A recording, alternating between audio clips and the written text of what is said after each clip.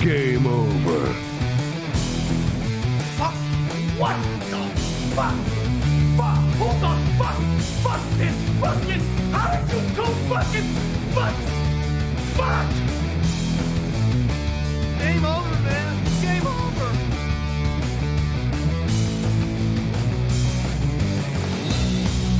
Wait a minute.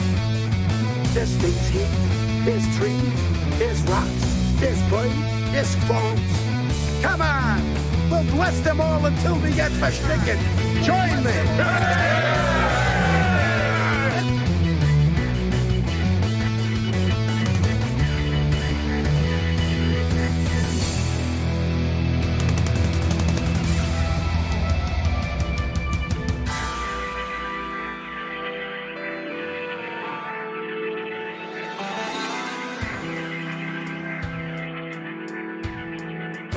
We're all blown to bits.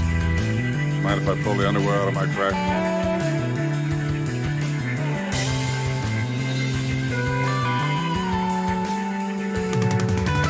How many assholes we got on this ship anyhow?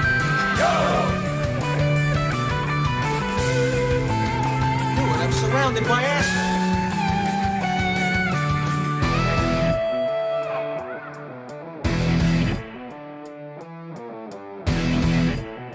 Hello, motherfucker.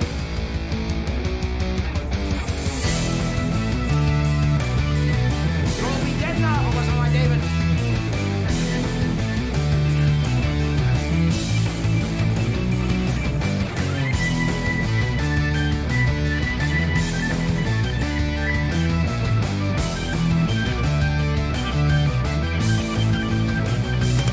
Mary Lipstick.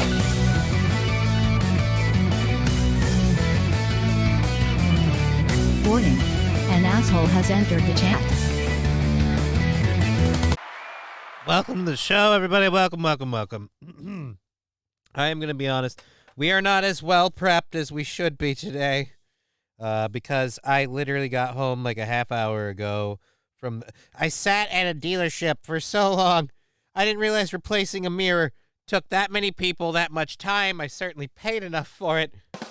But at least, hey, the car's fixed. Let's switch this over. A lot of other great stuff. They got an update for my Stream Deck, so now my Stream Deck stuff looks amazing. When I hit the buttons, hey, there we are. Yeah, I don't look amazing. I did not get to spend any time on the appearance today. And we've been joined by a kitty cat. Hooray. That's one fucking nice kitty right there. Hey, what's up? You got to say hi, Tegra. You got to earn the keep. There she is. There's the kitty. Everybody's favorite little kitty. How about you stay over there and not over here? Could you pick a lane? Come on, man. We're doing a show. This isn't the time, Tegra. Alrighty. So if you're watching on Rumble, we've got the chat up for that. And then if you're in either.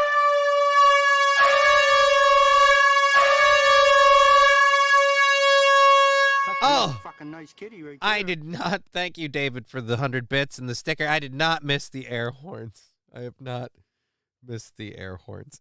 Alrighty, so yes, Tegra, you're a good kitty. Somebody needs attention. Apparently, I didn't give her enough cuddle time before the show started. So now someone's like, "You forgot about me," and I'm like, "I got a lot to do right now." Anyways, so yes, I just got back from getting my my car fixed. My mirror problem was an issue for less than 24 hours almost. So that was kind of cool. But it was also not cheap. So that kind of sucked. Tegra, what are you doing?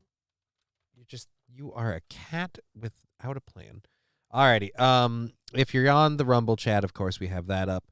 Feel free to contribute to the show any way you want if you're enjoying the show, even if it's just liking it or telling your friends and growing the program. We got a fully prepped show for stories. We don't have hype train stuff, so that'll be a problem. But at any rate, let's just get into it, I suppose. Is there a lot of reason to I suppose we have to filter in. I'm not like Corey. I don't have a brilliant filter in segment. You know, I don't have. How does one build one of those? That's what I know. What am I gonna do for a filter in segment where we just play some stupid video and respond to people joining into the show? I suppose we could have we could play some soft jazz and pet the cat, if I zoomed out a bit, I suppose that'd be cool. I can't zoom the camera out, though. I'd have to move it backwards. All right, this is why you don't do this shit, because I'm not good at it. Feeling agita, just. That's the part of his show I don't actually care for, says Toastmaster. You know, I do and I don't. Here's where. I do and I don't. You suck. Here's where I like it. It is nice to get the audience together. I would start this show sooner if I thought that helped, or if I thought I'd do it. Thank you, Joe Berger, for the 250 channel points, and and for freeing your flatulent self. You know, don't hold that evil in. You know, open a window and let the Lord speak through your anus.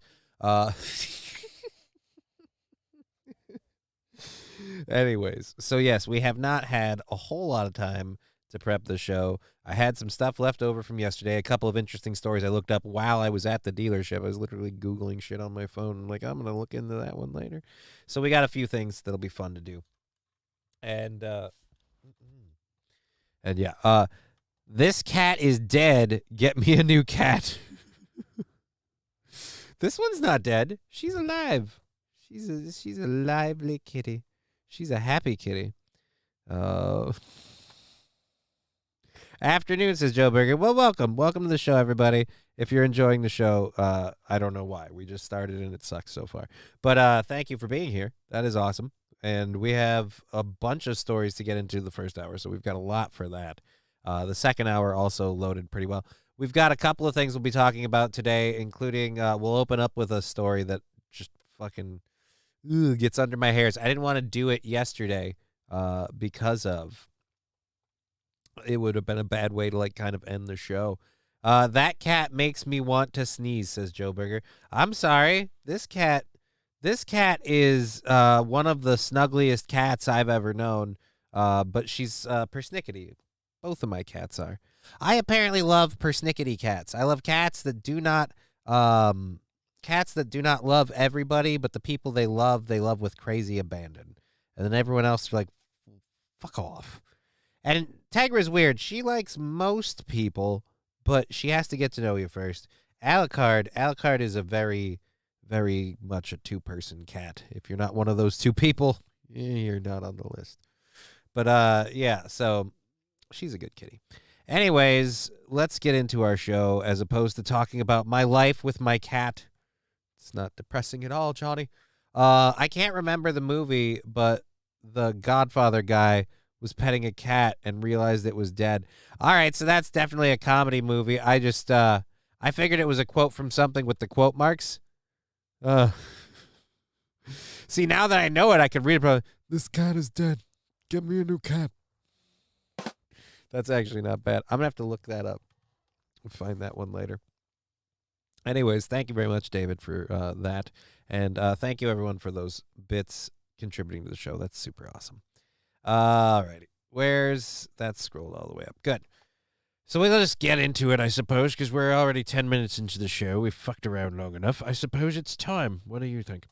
All right, Tegra, feel free to leave at any point. Let's go. Is this a video? No, this isn't a video. So, yeah, I'm just going to read this. A 9-year-old girl wakes up to a half-naked burglary suspect in her bed, according to police. Now, I'm going to say suspect is a bit of a reach. Cheer 100, are you jerking off or molesting the cat right now? Because it looks like it could go either way. Oh, Wilmer Autotech, it is molesting the cat. It is molesting the cat. But I get you. Kind of looks like I'm working something. Like, oh, shit, that's not going to help me. All right, so yes, this is a cat. Her name is Integra. There's definitely a cat here. Oh, that was a nice little divert. We got a soundtrack or a sound bit for that. Alrighty. So,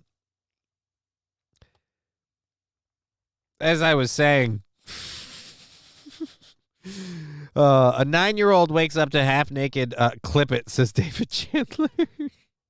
I mean, probably best if we don't. If I'm honest, clipping it might be what some would call excessive. I feel like clipping it is that's not necessary. What the shit? Why is this? This thing better be live? Started streaming 10 minutes ago. Why is this thing going here and now it's up to there?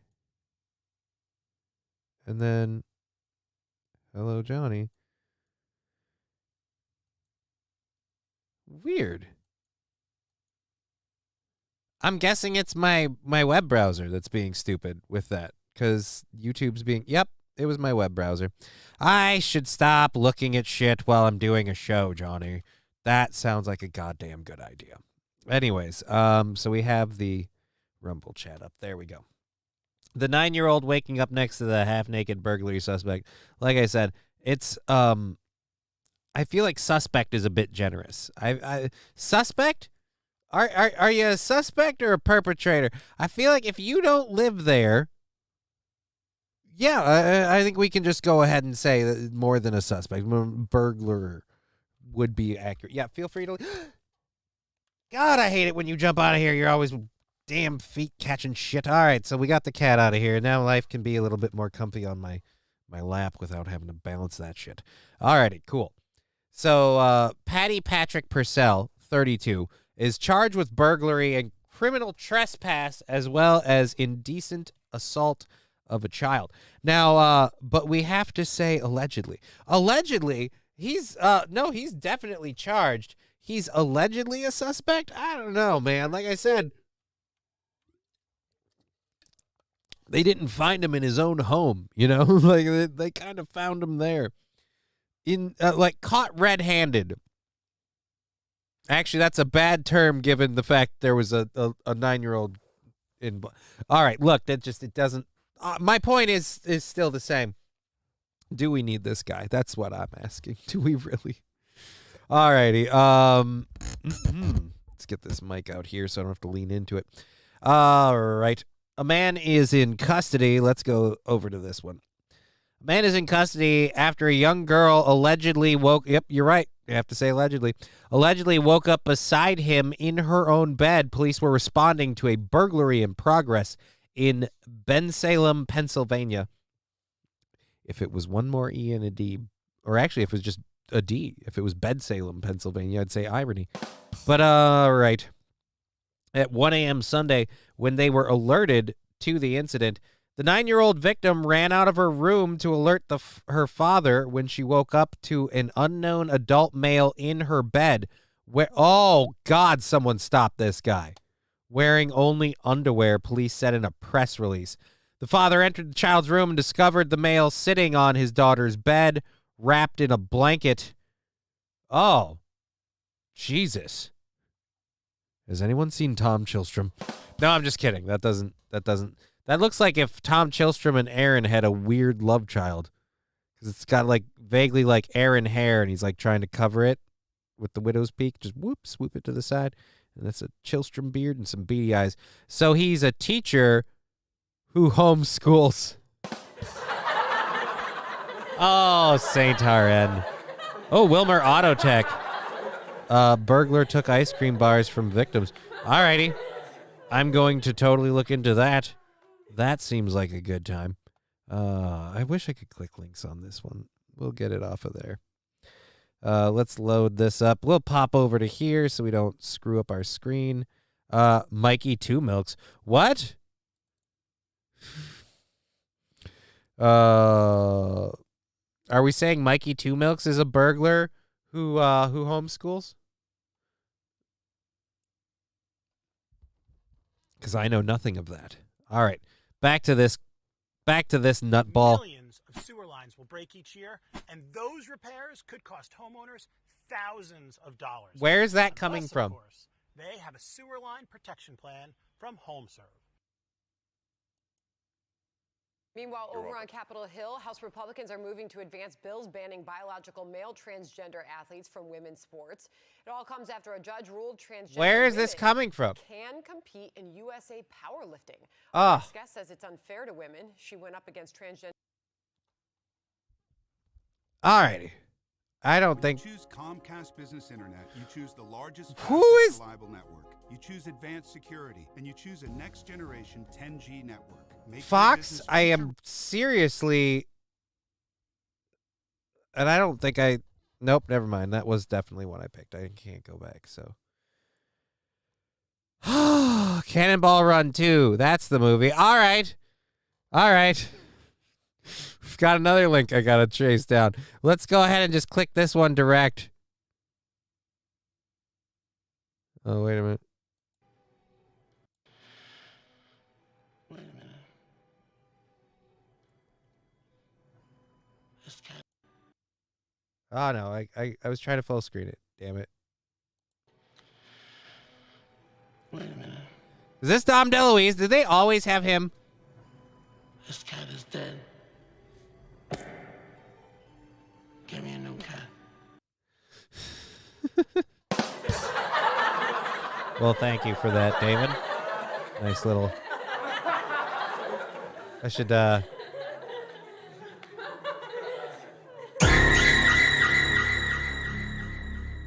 hate whoever did that. All right, who was that? That was Brown Candy. Thank you, Brown Candy. I just made some mud while I put that over there, but thank you for the 25 bits. Don was a genius. I know, dude. Like that might not be Dom DeLuise, but God, it looks like it was. But his character in Robin Hood Men in Tights is still one of my favorites. Oh, yeah, I know. We're all good, homie. It's not a big deal. All right, so let's get again, this doesn't seem like the one that I was doing. Oh, never mind. It was in there. I'm wrong. Anyhow, let's get back to this guy and then move on because this guy grosses me out. The man described by the homeowner as a white male with red hair around 250 pounds with an Irish accent ran from the apartment before police arrived. Oh, God, someone stop this dude. The girl told police that the man had touched her inappropriately. Bensalem police quickly conducted a search of the area and were led to a neighboring apartment occupied by Patty Patrick Purcell, 32 years old. Purcell was identified as the man who was inside the victim's bedroom. Purcell was charged with burglary, criminal trespass, and indecent assault of a child under 13, and he was arraigned and then sent to the Bucks County Correctional Facility in lieu of 10% of a $1 million bail. Yeah, I'm not a fan of that guy. He's not a metric ton, but other than that, he fits the description of a fat bastard.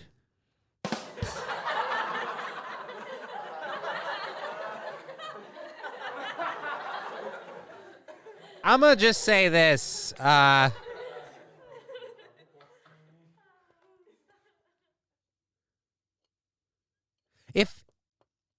Now, I realize I'm not in the position where I could actually do this. So let's say that this is incredibly hypothetical. But if my daughter wakes me up because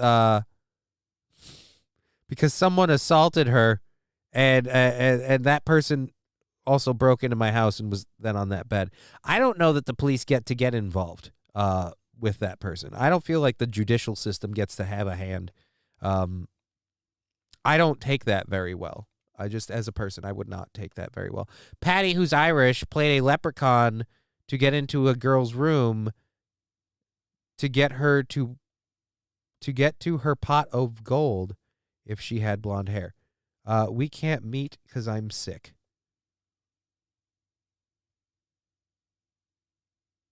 Okay. Matthew Afton. I didn't realize we were meeting. Johnny's legs may start working again. I'll beat you to death with my legs if you go near my daughter like that. That is not cool. I have I have a lot of shit that I tolerate regularly, so my tolerance bucket is kind of full, but there's not a lot of room for a lot of other stuff. But let's just say, even if it was empty, I don't know if it would be big enough to accommodate that particular situation. I just, again, fucking 9-year-old girl, man. What the fuck? Ugh. Like, again, that's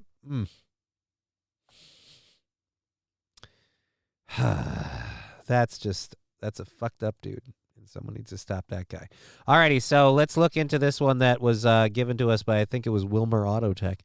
Alleged Candiyohi County burglar took ice cream bars from victims. Wait a minute, what? A Wilmer man is charged with two counts of first-degree burglary while in possession of a dangerous weapon in an occupied dwelling for an incident in Falun Township in January.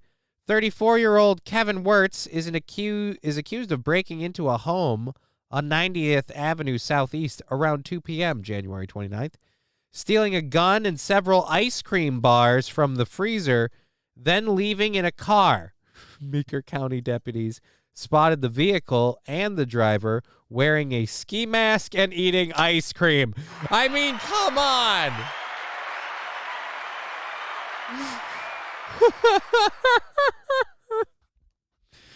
Johnny, if we lived in the same area, I'd get rid of the body for you. Well, again, I'm not going to have a problem with that. Thank you, voice crack. I'm not going to have a problem with that. I am not ashamed to admit that I would lose my shit to a potentially lethal degree if I discovered someone assaulting my daughter in the middle of the night. If a burglar came into my home, it's already not a good day for you. But that is no. That one, oof. That one's just rough. Alrighty, but yeah, where was I? Oh yeah, getting caught eating ice cream wearing a ski mask. I mean, this is once again another case of way to really not leave it open-ended on whether or not you were guilty. Like, and just fucking hand it to him. Why don't you? Like, you sure you got the right guy? He's eating the ice cream bars as we speak. He's attempting to dispose of the evidence by ingesting all of it. Over. Yeah, we're going to have to pump his stomach to get this evidence. I mean, Jesus, man. Fuck. Court records say the homeowners were home taking an afternoon nap when Wirtz came in through two unlocked doors. He allegedly picked up a .22 caliber revolver with a soft case and moved some ammo boxes to open them. He also took several ice cream bars from the freezer and picked up a pair of binoculars. So he was just shopping in an open house. He then opened a door to the kitchen, went into the living room, and was confronted by the male homeowner, who told him to leave. Wirtz reportedly held the gun under his shoulder, stood in the living room, and ate an ice cream bar, and said something undecipherable. On his way out, Wirtz stopped at the door and yelled, "Boom," and left. I gotta give it to him. That's a ballsy dude. Hey, man, leave. All right. Now, while this gun sits under my shoulder here, I want to eat an ice cream bar and tell you how much of a piece of shit you are. Because I am here and I don't want to what do you think? You get them for sale? I don't know. So, and I wanted David Crowder, and I was like, well, you know, there's a guy that understands me. Because I like the wrestling women.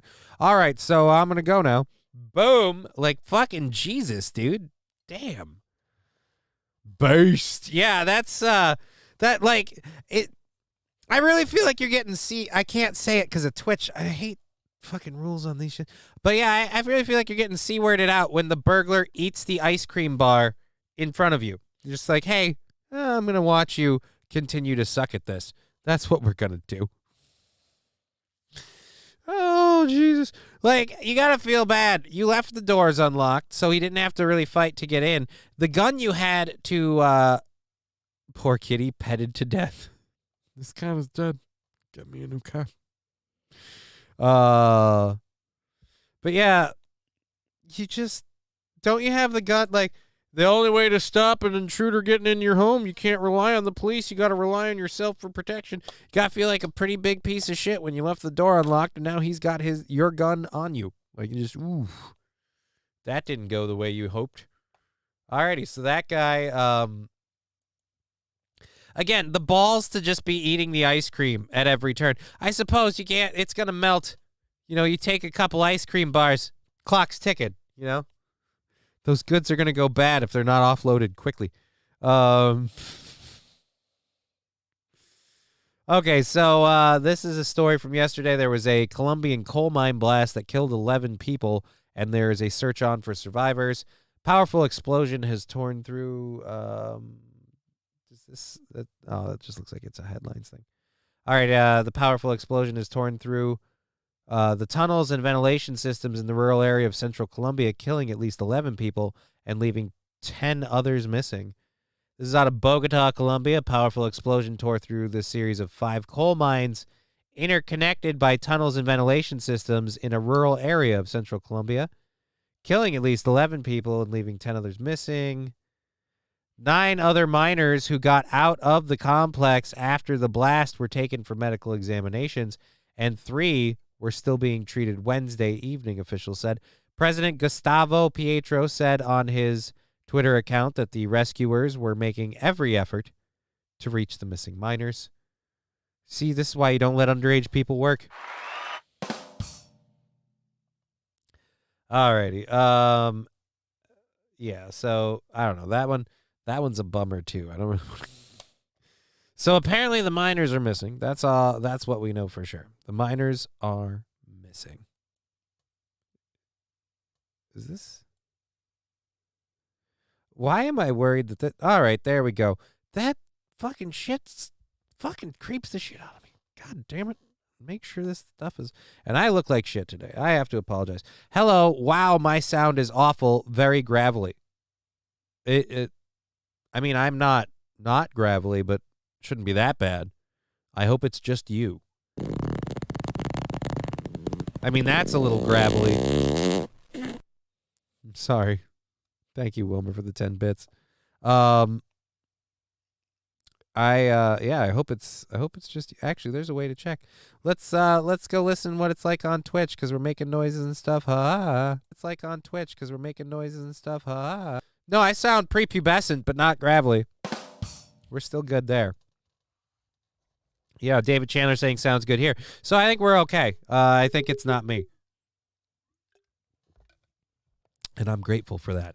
Alrighty, so that news out of Bogota, Colombia is kind of messed up. Another coal mine down. It's like everyone's... It's weird how all these other independent energy sources keep suffering lately. Like we can't mine for oil anymore and all that shit. It's like it's an organized thing. Like they're trying to reset something. Riding Dirty Llama saying hello, Johnny. Hey, how you doing, Riding Dirty Llama? Thank you for being part of the show.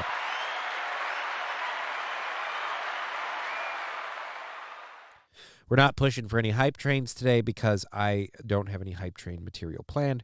If one happens, I have no the fuck idea what we're doing. R. Johnson Emeritus saying, how are you doing? I mean, okay. It's been a busy day. I look kind of shitty because I literally spent all morning at the dealership getting my car fixed because someone fucked up my mirror yesterday. And so that's all done. Doing good here. That's awesome, man.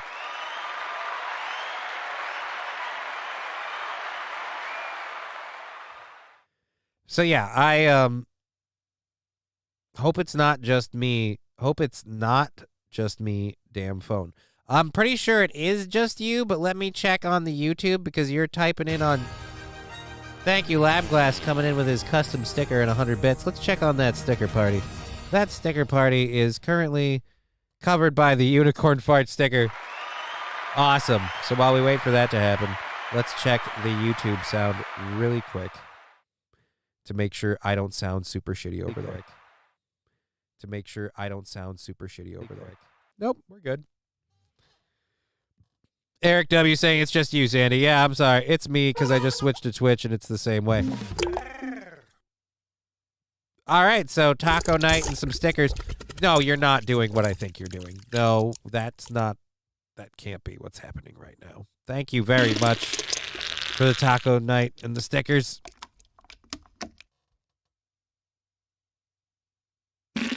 I knew it. I always give up too early, and I'm like, I'll just go for it. Now I've learned to wait for it because it has a second volley. You know, like you made room for more shit. Oh, thank you very much for the shart and the 250 channel points. I love this show. This is a serious show for serious people. So let's talk about something serious. This SVG bank shit. Well, there is a congressman who has put a video explanation of what happened out there because a lot of people don't understand this stuff. I'm one of them. I don't understand finance. 300 bits away from a sticker party. That's fucking amazing. Amazing. We better leave that up there for a bit. If a sticker party kicks off and you haven't been part of one, what that means is the sticker app that's on this side over here, that'll be free for everyone to use. And you can sticker to your heart's content. You'll know when a sticker party happens. There's a lot of stuff that goes off. There we go. Now you're done. I pray to the highest heavens, Lord, please do not let this baby get any purple-headed yogurt slinger from any man. Now, absolutely none. I mean, this is dangerous what you're doing right now. I told you because of the day we've had, we're not prepared. That's all I'm saying. We could have just had it. I bet that'll do it. I have honestly no idea how. How do I fucking fix this? Oh, nope, never mind. Thought that was going to do it. All right, here we go. Let's kick over to this story while we've got it. Again, this congressman explaining the SVB collapse is apparently gone off with a lot of people. And so my friendly Narthotep?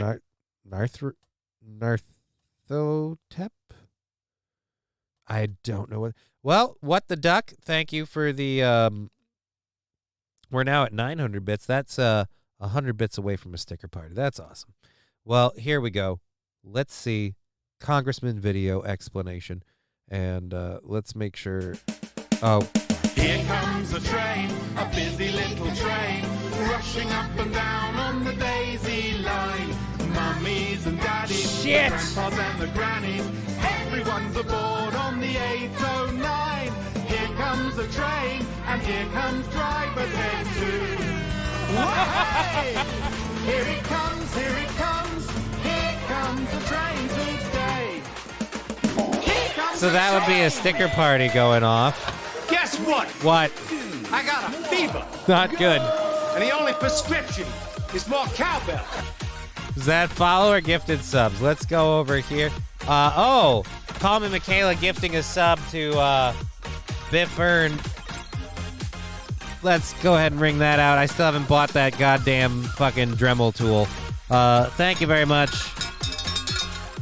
There's your cowbell. Hope it sates you.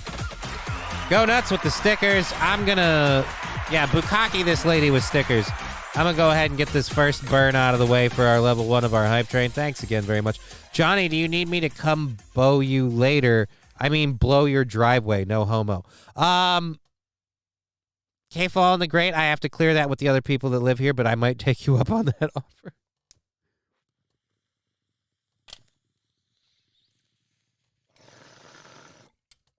In fact, I'll ask them now.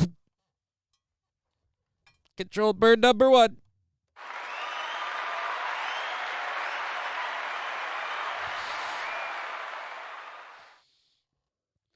Polish those rails. We have rails to polish? What rails? Need more stickers. You are not wrong. We do need more stickers, and I am working on that. I'm just unfortunately lazy and not a very good artist, and so learning is a curve, and I go slow. But I hope to have at least 2 more stickers ready this weekend. Someone's a dick. I can't even tell who. I think that's Wilmer Autotech. Guess what? What? I got a fever. Oh, God. 10 subscriptions from Chandler. Thank you, David Chandler. 10 gifted subscriptions. Here we go. 1, 2, 3, 4, 5, 6, 7, 8, 9, 10. Thank you very much for the 10 gifted subs. And you are absolutely right. My friendly Naria Thotep? Narthia? I don't know. I'll call you my friendly N. How does that sound? That sounds great. You had to ask at Wilmer Auto Tech, is the Scaremaster. I mean, he's apparently gotten very good at figuring out when to do them, but I'm not looking at the screen, so good for him. That is awesome. Alrighty. Perfect. Yeah. We've reached consensus. My friendly N. That's what we'll do. Now I can say I have one. Alrighty. Let's shit. I don't even know what I'm supposed to do for a hype train now because the shit's not rolling. We're at level 2 of a hype train. 4 minutes left. If you want to contribute to the show now, it would be the best time because then the hype train thing, that's always awesome. So, let's just keep going with the show because, unfortunately, I don't have reaction videos ready today. Normally, I have shit that's funny to watch and stuff, and I don't have any of that. I didn't get time. You know what? I have a sound drop for it. This is what I deserve. Boo this man! Brown Candy, touch your elbows behind your back. David Chandler, nothing, just another story. Guess what? Uh-oh. I got a fever. What just happened? And the only prescription Wilmer Auto Tech is with more 5 cowbell. gifted subs. So before we get back into this story, here we go. 5 gifted subs from Wilmer Auto Tech. 1, 2, 3, 4, 5. Thank you so much, Wilmer Auto Tech. And before we get back into the story, quick reminder to everybody watching, I will be on the Backyard Boys podcast this Friday. So after we get done with the show tomorrow, I'll be on the Backyard Boys podcast at, I think it's, I have it up here. Why don't we look up here? At Guess what? 8 p.m. Eastern Standard Time, which is fever. 7 p.m. And the only prescription is more cowbell.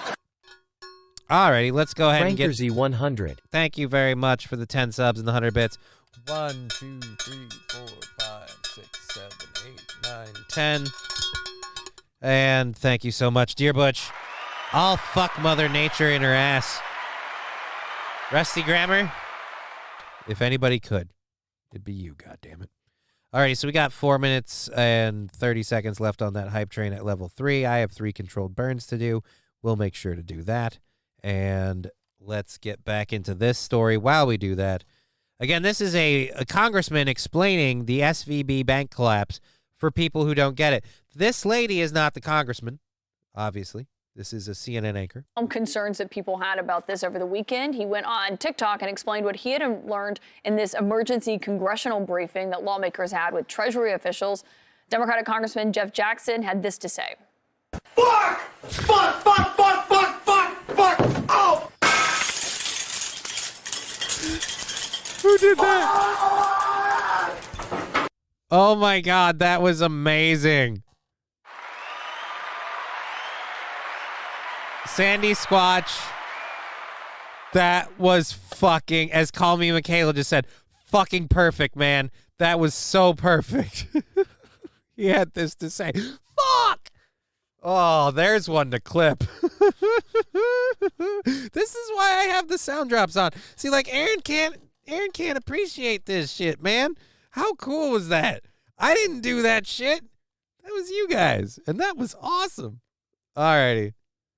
Let's hear again this guy explaining the bank collapse. We caught it early enough so that taxpayers won't have to pay. We can pass the bill on to the banks. As long as this panic stops here. You can be angry at all with this, so long as you know that your deposits at your bank are protected because the full weight of the federal government has decided they will be. You need to hear that, you need to know that it's true, and you need to share that message so that we can make sure this becomes a political debate and not a financial crisis.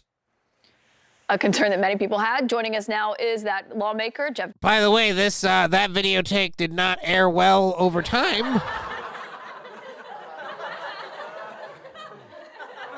Someone may have, I don't know, kind of exactly explained what would happen. Rusty Grammer saying, David Chandler, I'm glad I live on top of a hill with sandy soil all sloping away from my house. If this place floods, the entire world is done for. Well, I mean, I don't know about the entire world. I don't know if you've learned this, but there are different parts of the area that are maybe a little higher above sea level. Not many of them, certainly not near Florida. California's fucked, but the mountains will be safe.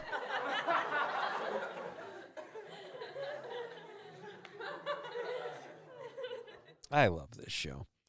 All right. Okay. Aaron DeTires was on earlier. He looked okay. Yeah, if Aaron DeTires is all right, then who's bitching? Honestly, it's messy and gross, but yeah, I don't know. It's not too bad. I got back from all of it, and it was okay, if I'm honest. And I said I was going to do that. I know this is horribly unprofessional, but I need to check with this. Do do do do do do do do do.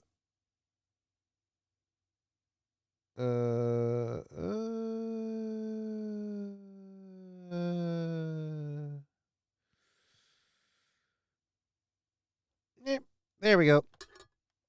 Okay, I'm going to Rusty's, says Lab Glass. Why would you go to Rusty's? Is there, like, beer there? I'd go to Rusty's for beer.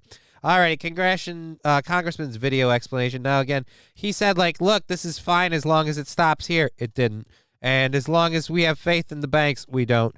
And as long as we do those things, this will be a political debate and not a financial crisis, which it is, and it is.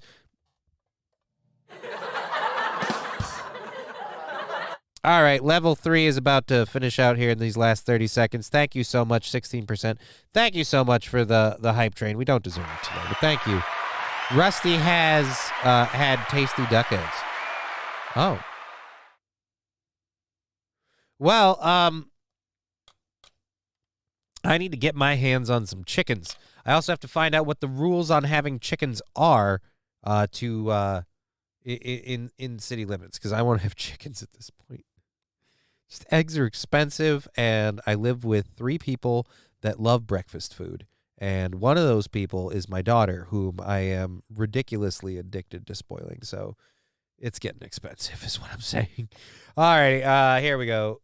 Boom. Jackson of North Carolina. And Congressman, thank you for joining us this morning. Obviously, there's a lot of questions about what Congress is going to do here. Do you think that there should be congressional hearings? No. Yes, I think there should be congressional hearings. I think there will be congressional hearings. I think the purpose of those congressional hearings will be twofold. First, an accountability phase. You referenced stock sales by the CEO in the weeks before the bank collapse. And the second is going to be to inform the regulatory response. You mentioned that Democrats had already filed a bill that was designed to reinstate some of the protections against this type of thing that were rolled back a few years ago, and I would be very surprised if that did not end up being a bipartisan effort at this point. You think so? You think that they could actually get that passed? Because we've heard from I know progressives want to get that passed, but we've heard from some more moderate members, including Democrats who voted for it, who said they're not so sure yet that actually would have made a difference here. I think what we're going to see over the next few weeks is that it probably would have made a difference, and I respect people who are going to give this a little time before they say what legislation they're going to support. But what I think you're going to see through the investigatory process is that when we rolled those protections back, there were capital requirements and liquidity protections that all of a sudden no longer applied to banks like Silicon Valley Bank. And we'll never be able to be 100% sure that it would have made a difference, but it looks like a major contributing factor. More importantly, if we're going to have regional banks going forward and protect against this type of systemic risk, a domino effect, you're going to need these kinds of protections in place to give people confidence. Yeah. Could we do a few other things? I mean, Maybe I know you've seen one before. A friendly text from a stranger that could be the beginning of a cyber scam. These cyber fraud companies are doing. I don't know. He was lured by human traffickers with a dream job. Then he got scammed.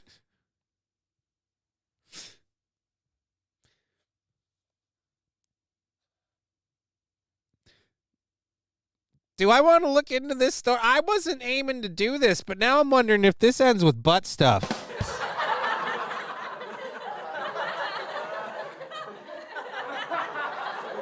I wouldn't eat the eggs that come out of a bunny. Those aren't eggs.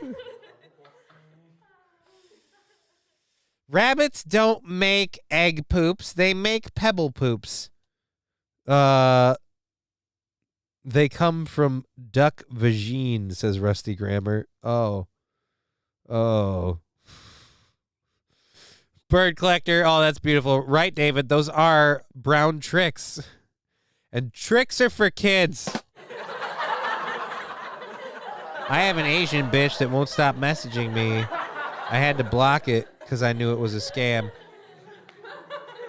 Look, I'm fortunate to have the amount of time in my day free while I'm doing other stuff that I can entertain scam artists. I never give them any personal information. They're squishy like chocolate. Oh, yeah, but doesn't smell like chocolate. It looks like mud. Hey, Chuckles, doesn't taste like mud. Name that movie. Joe Burger, what came first, the chicken or the duck? It depends on who started masturbating quicker. Like brown candies. Oh. All right, here we go. What do we got?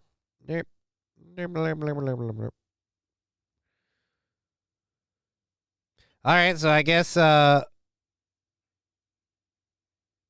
not having anyone clear my drive. My roommate does not like that idea. I totally would because I'm fucking lazy. But, chicken periods. Oh, Jesus. I don't think chickens have periods. New emote, rabbit turds. I don't want to do rabbit turds emote. That seems wrong. Do you have a producer gimmick? No, I have a roommate. I live in a house with my ex and my daughter, and I do that to be near my daughter. I thought we've covered this before. I don't know. I'm not super proud of it. It's kind of a weird living situation, I'll be honest, but I'm also kind of a crippled handicap guy who can't do the whole 50-50 parenting thing, and I like being near my daughter. So until we can afford a new studio setup, which that's a little ways down the road, we'll see. He took my mommy bunny, makes dishelled M&Ms. What? Oh, fuck, took. Hey, look, Mommy, my bunny makes deshelled M&Ms. God damn it, Johnny. They're called eggs. Are they called eggs? Tell her a black guy is coming to clean it, and if she denies him, she's racist. Well, that's number one, Johnny.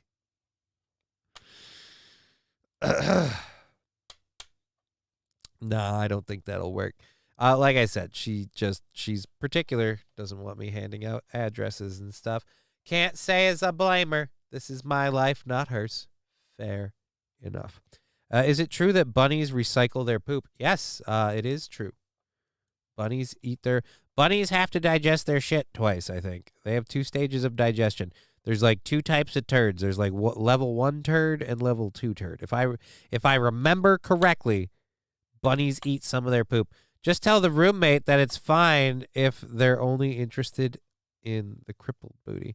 Again, like I said, it's the handing out of the address that she's not okay with. So there's no telling her it's fine. It's because it's not fine. Alrighty. Oh God, this was a story I meant to do yesterday because this is hilarious. So you know how we've been giving all this money to Ukraine? We've just been throwing a shit ton of money at Ukraine. Stinking long-eared rabbits. Refried bunny beans. Rusty Grammar at Stevie's A. Yes, I grew up with many rabbits. Oh, man. Oh, yep, I was right. So they recycle their turds. Oh, refried bunny beans. That one wins. That's beautiful.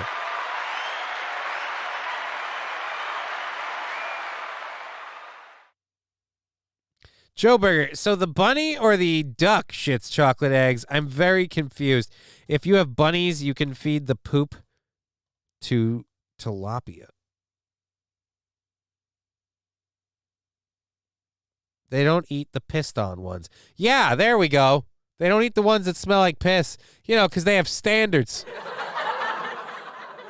Look, I'll eat my own shit, but I got rules, all right? I'm not going to pee on it, okay?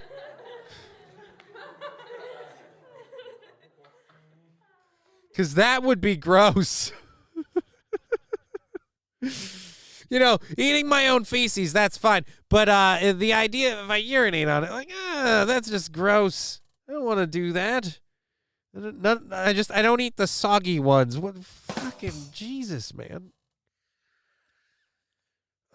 And for the record, if you've never had them, rabbits will pretty much eat anything in their vicinity. Like, I have several desks and wooden fixtures around this basement that have been gnawed on by bunnies.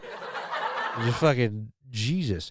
Good news, snow is almost done for me until the next round. So it's not really done. That's not good news. That's like the best you're going to do. Like, oh, now it's ruined. Alrighty. So let's get back to this again. This story is hilarious to me. So we've thrown a lot of money at Ukraine. Apparently, they also have a loan that they owe worth $3 billion to Russia, which I didn't know, which makes it a lot more interesting. Russia could have come at this way differently. They did this whole, we're going to war and we're repatriating Russian territory. What they should have done is, we're collecting on the loan, motherfucker. We are repossessing Crimea because you fucking owe. So anyways, oh wait, it took them under pressure. Oh, okay. The UK Supreme Court has ruled that Ukraine can try to avoid repaying $3 billion in the loans it said it took under pressure from Russia in 2013 to prevent it from trying to join the European Union. The UK Supreme Court ruled on Wednesday that Ukraine can go to trial to try and avoid repaying the $3 billion in loans it said it took under pressure from Russia. The court rejected any attempt to avoid a trial by a British company acting on Russia's behalf to collect the loans. Ukraine said it borrowed the money while facing the threat of military force and massive illegal economic and political pressure nearly a decade before Russia invaded its neighbor. So yeah, really glad you took that loan. It's just a loan. They will repay it all. Right? And that's what I'm saying.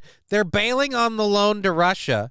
So, I mean, I'm sure that we won't hear in a few years how our loan was forced on them and how they didn't we gave them all this military aid against their will.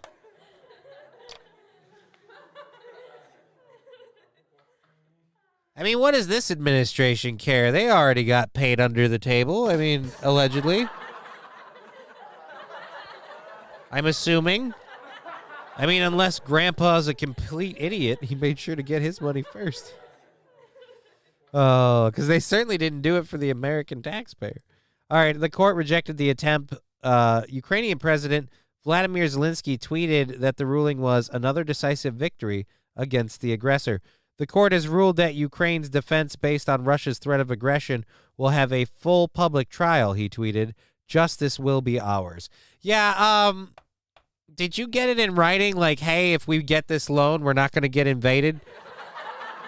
Ukraine, more like my crane. Oh, St. Aaron. But again, like, say that the threat was, you took the loan under threat, whatever. I feel like Russia could have played this a lot smarter if they went, hey, you owe us money, we're taking Crimea. All right, let's let that, again. If it had been, as opposed to a military force, if you had sent a repo team We could have gotten this, like, we would have understood. We would have all, nobody in America would be like, yeah, dude, no, we got to go pay their bills because they're delinquents who didn't. Like, I mean, no, we wouldn't have done that.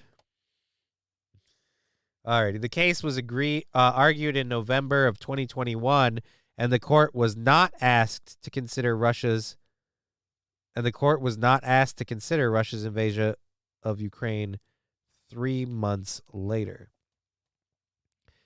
So we should be good, right? Ukrainian authorities allege that the corrupt government of pro-Russian Ukrainian President Viktor Yanukovych, borrowed the money from Moscow under pressure before he was ousted in protests in February of 2014, shortly before Russia illegally annexed Ukraine's Crimea Peninsula. After the 2014 Ukraine revolution, the country's new government refused to repay the debt in December of 2015, saying that Moscow wouldn't agree to terms already accepted by other international creditors.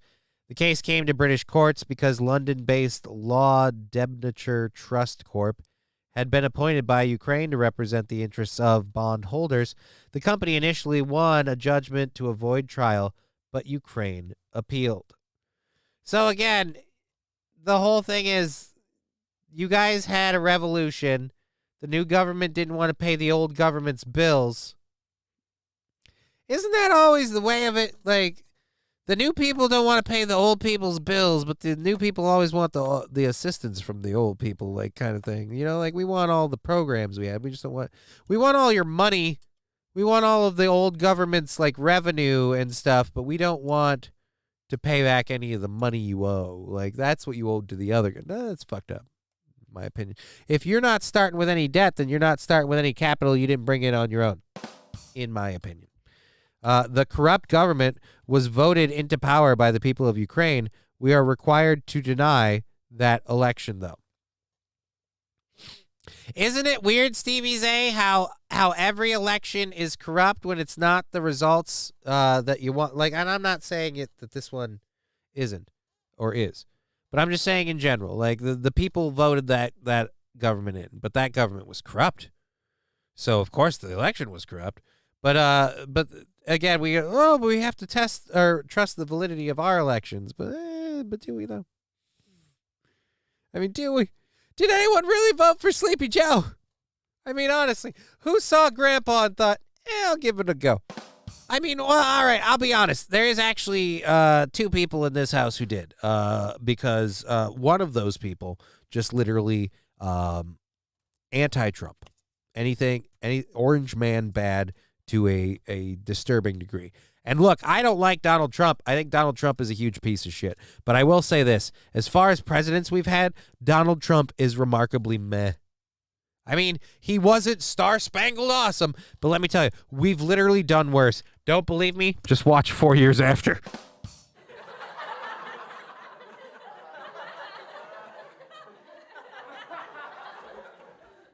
Here's where I lost respect for Donald Trump. Everyone said Donald Trump was such a great president. He's so amazing. Oh, my God. It's just like Trump America. Yeah. Donald Trump's dumb. All right. He should have gladly stepped down when he lost that election. He should have been like, we put out a good election, but we put out a good election, but they lied. They cheated. And it is what it is. And we'll come back and we'll take the throne.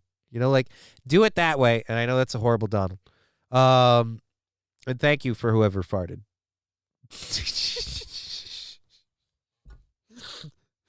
Oh, thank you for whoever farted. That's just an amazing statement. But yeah, I mean, here's where I would respect Don and be like, oh, I'm voting this dude back in. If he had deliberately stepped down, no arguing the election, nothing, Trump walked right into the J6 crap. Absolutely right, Bird Collector. He walked right into it. But here's again where I would respect Don and believe the 4D chess thing. There was a lot of just blowback from stuff Don did that was good, but it was going to have blowback. For example, leaving Afghanistan. The coronavirus vaccine stuff. Like, there was always going to be issues with all of that because of the way everything was done, because of the way everything was handled, all that stuff. And that would be unavoidable. Now, if Donald were in charge, things might be different now for the country in a variety of ways, and maybe we would be taking that differently. Maybe we'd be taking it worse. But stepping out and letting Biden walk into the punch of getting out of Afghanistan, of dealing with all the coronavirus BS, and just and being locked into this light speed program for a vaccine, like all of that shit, Fauci and his bullshit. It just like if he had been like, you know what, step out. Not a fan of him as a person, but league's better than fucktard. Agreed. I agree. He was. I don't know if he is now. But I agree he was then, and like I said, if the Trump supporters really wanted me to believe he's 4D chess, he's this, he's that.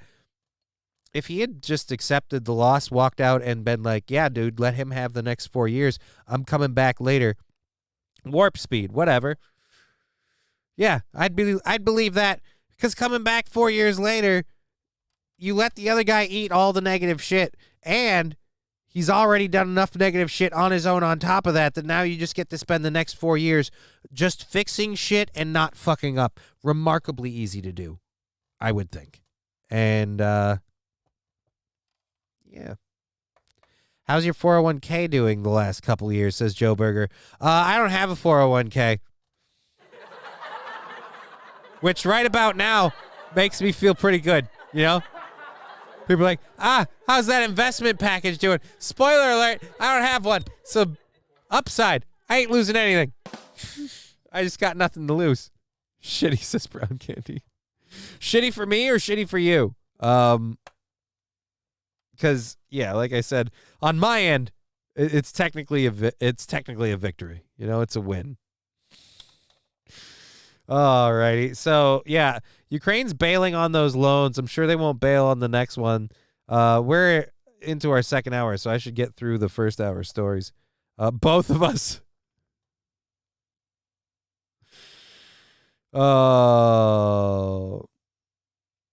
Anyways, let's get into this next story. This one sounds weird. All right, so Kansas boy finds rare pink grasshopper. That sounds like a euphemism, okay? A pink grasshopper.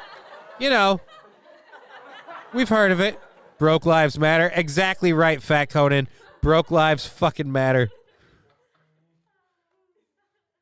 But, I mean, come on. I'm sure we all heard stories when we were young about the rare hooded pink grasshopper that goes from bush to bush, spreading herpes.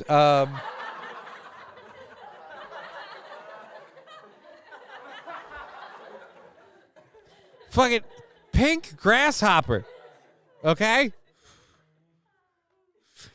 Dropkick Murphy's Oil Soap says, I bet that drink is delicious. What, a pink grasshopper? I've never had one.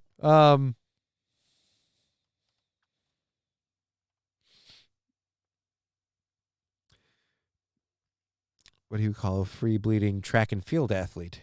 A pink grasshopper.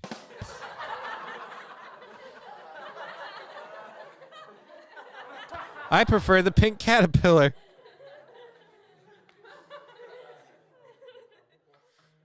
Yes, because when he shrivels up, it looks like he's in a cocoon.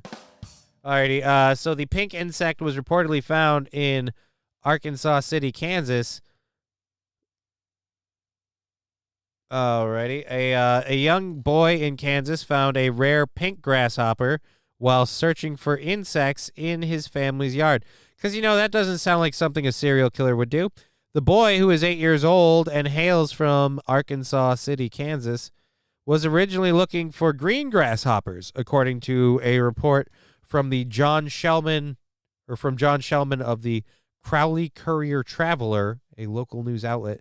Pink grasshoppers have a rosy hue to them due to erythrism, a genetic mutation that results in the overproduction of red pigment, according to the American Museum of Natural History. Oh, shit, dude. It is really a pink grasshopper. Fuck me. Look at that fucking bug. Encyclopedia.com reports that erythrism can result in the reddish appearance of hair, skin, fur, feathers, and eggshells in mammals, avian animals, and several other wild creatures. The Arkansas City pink grasshopper has been named Pinky and was reportedly kept in a jar with access to leaves, food, and water.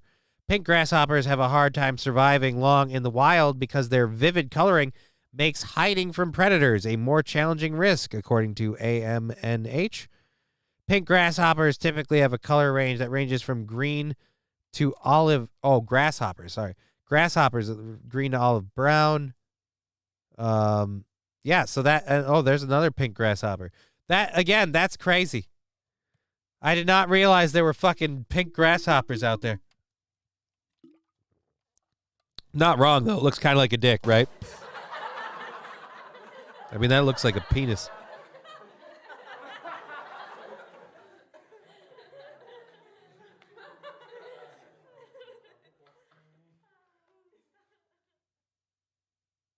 I get what you're doing, Dropkick. I'm not going to sing it. I don't think I can pull that off. I think I still have, like 1 or 2 controlled burns left. We'll worry about that. We'll stop playing that stupid laugh track. Alrighty. I'm sorry. I'm still struggling with my addiction to the laugh track button. I studied at the James Corden School of overusing a laugh track, and apparently there is an addiction side that no one. How do the pink ones taste, though? I mean, I imagine pink on the outside, pink on the inside, right? I mean, they taste medium rare, you know? So how come people don't see these pink grasshoppers regularly? Well, they're medium rare. Juicy, says Fat Conan. Fishy, says Covenant Gardens. Like chicken. I'd say like pork, but that's the other white meat. That's why when you eat people, it's called long pig. And it's delicious. I don't know. I'm joking. Jokes. These are jokes. All right, the Digital Encyclopedia notes that some grasshoppers have can have yellow or red markings. Last year, an Ohio man found a pink grasshopper while working in Texas as an oil and gas pipeline environmental inspector. The Texas grasshopper, also named Pinky. So you guys suck at naming grasshoppers. Really? Pinky? You have a pink grasshopper and none of you thought, I don't know, phallus?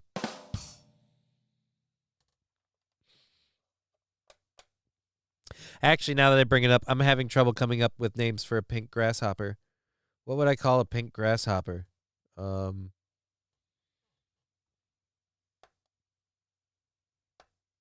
Yeah, I got nothing. I don't know. Vagina. Fleshy. Oh, that sounds gross. Fleshy sounds gross. That could be dangerous. No one should be calling it fleshy. Let's go over here. I forgot. I got to put this back up. All right. Nobody's chatting over on Rumble. So, sorry. We have that chat up. If you want to throw any messages out, we'll see them up there. Slither. Oh, dude, that movie. Oh, God, that movie. That movie. Daniel-san. My penis. Alrighty. Oh, wow. Holy shit, this one's actually a better picture. There it is in the wild. Whammo. Pink grasshoppers easily spotted due to their bright color, which makes them easy prey for predators. Dirk Parker of Ohio found this one. Dirk Parker? And you didn't name him Diggler? You didn't name him Little Dirk Diggler?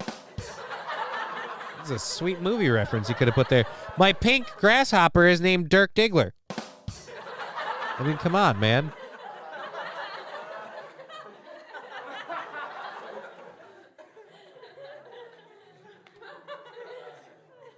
A fair amount of pink grasshopper sightings have occurred in Texas, including cities such as Dallas, Austin, and Lovelady.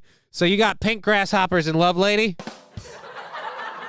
Nobody saw that one coming. Unless they were watching a porn. Alrighty. According to posts shared online by social media users. All right, so that's the end of that. Pink grasshoppers. Holy fuck. Chocolate-covered pink grasshoppers. Now you sound like you're doing like a black lady thing. I'm sorry. That sounds like a vagina reference. That just $1,000 a pound. Really?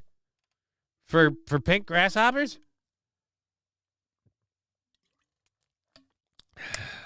Ladies, get on it. Alrighty, so pink grasshoppers, Jesus. So the weather's been getting pretty severe even today, and so this story came out Friday. Or no, this story came out over the weekend? Or yesterday. Must have been yesterday. At least one hiker is dead and one still remains missing after a group of 3 were reported missing in Utah on Monday, officials say. The incident occurred Monday morning when the Kane County Sheriff's Office in Utah received a call from a spouse informing them that the party of 3 hikers who had left on Friday to hike Buckskin Gulch on the border between Arizona and Utah were supposed to have come back by Sunday, but never returned. Ooh, damn. No. Why is that? Oh, what did I accidentally do? I messed with something, apparently. Whatever. You call it Gino because it's pink and gay. It doesn't even do clubs. They make a Lizzo-sized one. I mean, you talk about a chocolate-covered pink grasshopper? The grasshopper is butthole vibrator. The butterfly is vagina vibrator. Chocolate-covered grasshoppers are a thing. People eat them. Oh, I know. I know chocolate-covered grasshoppers are a thing. I think they're a gross thing. But, oh, no, the vibrator. Oh. Well, I mean, I feel like if there is a Lizzo-sized grasshopper, after she gets done using it, it's probably going to be chocolate. I mean, it's going to get there eventually. It might not start out that way. I'm pretty sure once it tickles a turd or two. Definitely by number 2. Alrighty, this story is not getting better from that. Alrighty, so the incident occurred on Monday. We're supposed to have come back, never returned. A search and rescue team was immediately initiated for 3 missing hikers. All adult makes in their mid 40s and 50s. Do we have to talk about like cars? This is weird. Adult makes in their mid 40s and 50s. Some were darker. Some were painted brighter. I don't know. Search and recover, not really rescue. Yeah. I mean, yeah. Utah Department of Public Safety helicopters are being sent to the area of the canyon where they had been hiking, according to Kane County Sheriff's Department. Camping debris was located, which led to the location of one of the 3 hikers, said Alan Aldridge of Kane County Sheriff's Office in a statement obtained by ABC News. Oh, God, and this is in part of Utah. I don't know if this is in the same area. But they were under winter weather alerts. Why the do you go out if that's what it's like? It's that fucking, what are you thinking?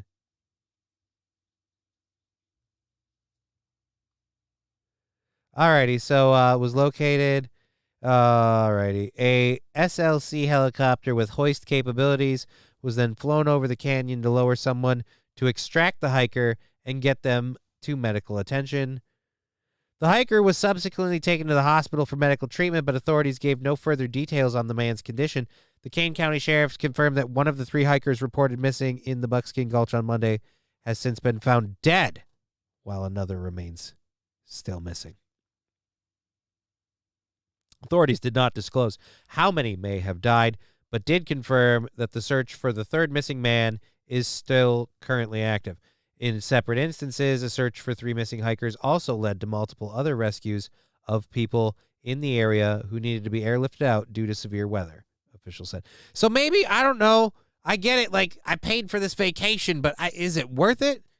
At what point? Because they're tarded. Look, I don't know if we want to keep looking for these guys. Why? Well, we have to. What if we don't? Or they're dead. D-E-D, dead. Oh, fuck.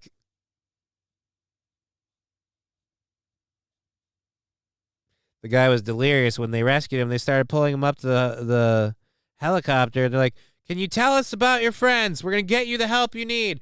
Can you tell us where your friends are? And all he said was, The sad truth is that cock size is the smallest it's ever been in recorded history. look, it's just really cold right now, okay? Don't worry about it. Just fucking... Oh, my God. During the search, 2 other parties have called for search and rescue, resulting in 11 people being airlifted out of the canyon due to severe weather. 11 people! The identity of the victims have yet to be released, and the search and rescue operation for last missing man is ongoing.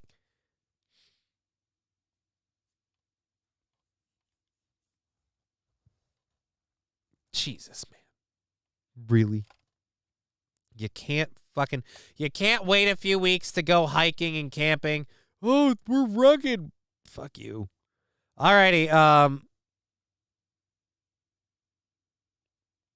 this next story might make of The Last of Us. I mean, look, those are important skills to have, but at that particular point in time, I mean, really? That was almost a spit take. Thank you very much. Was fill some holes for the 250 channel points in the chart. This next story is kind of fucked up. Massachusetts high school solidifies state title with help from transgender girl.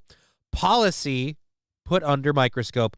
Brooklyn High School won a state indoor track and field championship late last month.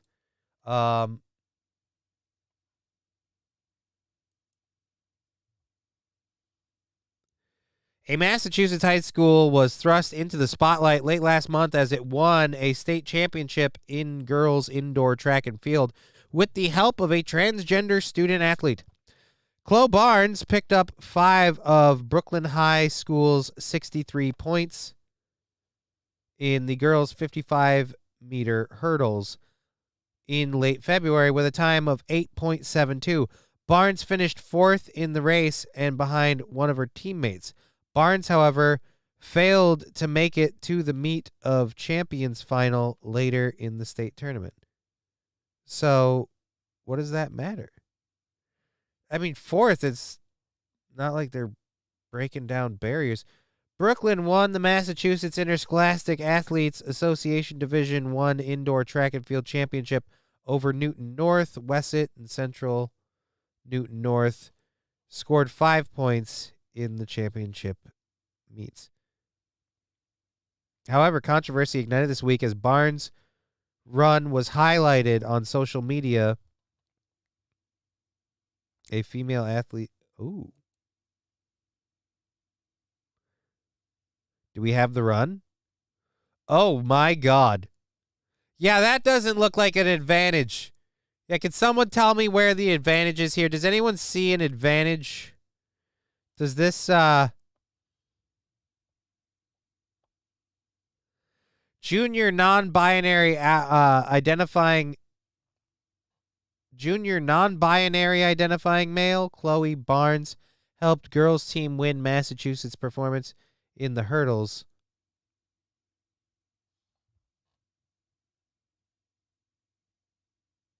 The girls' height is 33 inches, so there's a 6-inch difference.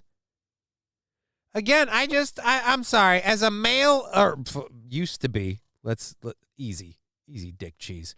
As a used to be male athlete, why Why is this allowed? And why can't we shame the person doing it? You're competing with an advantage in a realm where the rules are laxed because those people don't have your advantages. And you didn't even get first. You got fourth, you dick cheese. At any rate, the female athlete advocacy group, we'll get words right. The female advocacy group noted that Barnes, a biological boy, pushed another girl from potentially getting into the finals in the hurdles competition. The group noted that the boys' hurdles are taller than the girls' hurdles in high school athletics as well. The ordeal came under fire, simply cheating. This should not be allowed, Olympian Andy Turner tweeted. Fellow Olympian Sharon Davies agreed this is cheating. Massachusetts officials essentially created the pathway for transgender girls and boys to compete against the genders they identify with in 2012. Where there are sex-segregated classes or athletic activities, including intramural and interscholastic athletes, all students must be allowed to participate in a manner consistent with their gender identity, the policy from Massachusetts Department of Elementary School and Secondary Education reads. With respect to interscholastic athletes, the Massachusetts Interscholastic Athlete Association will rely on the gender determination made by the student's district. It will not make separate gender identity determinations.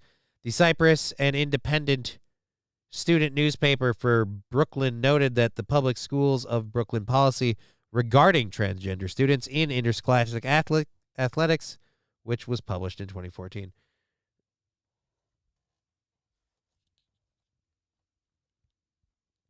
Look, we don't let handicapped people compete with the rest of the kids. You know why? Because they can't. They can't. So when does this end? Can someone start identifying as a tard? Can we literally pull the ringer in real life now? Can someone just identify as a handicapped person and just beat the shit out of all the other handicapped people? You see LeBron dunking on a wheelchair kid? Take that, bitch. Exactly. Like, can you identify as a wheelchair-bound person but still use your legs and just beat the piss out of every other athlete that you're competing against? I mean, how far do we have to go? Good to see you, Johnny. Hope you are well, says Master Meatball. I'm doing all right. I got the car fixed. It delayed getting the show ready, so we weren't as prepared as we wanted to be for the show today. But having a great day, having a great show. I think I still have a controlled burn lift to do because this thing's green. But I'm feeling good and doing good. We'll be here tomorrow. Tomorrow is going to be fun because tomorrow, hey ho, happy hour show. Tomorrow, happy hour show. And then I'm going to be on Backyard Boys podcast. So going to be a fun day for me. Definitely something to see on Backyard Boys, how well we'll be there. That'll be interesting. All righty. I want to identify as a rich person with no bills. So far, not going so good here. I think I had a video somewhere about a dude getting pulled over and identifying as a hot chick. That would be great if I had that on hand. But, yeah. Like I said, this whole identifying as thing, trans inclusion in schools. You want to be trans if you really want to be trans. One, I don't like the schools pushing it. All right? But if that's what you want, fine. But do not do the Backyard Boys show. I hear it is something completely different. Oh, Backdoor Boys.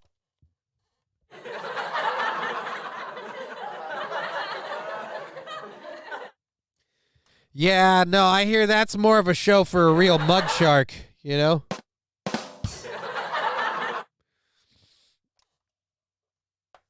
I know that's not what. Just start. Anyways. Fun. So yeah, the trans thing in schools. Not happy about how all that's going, but athletics, stay out. All right?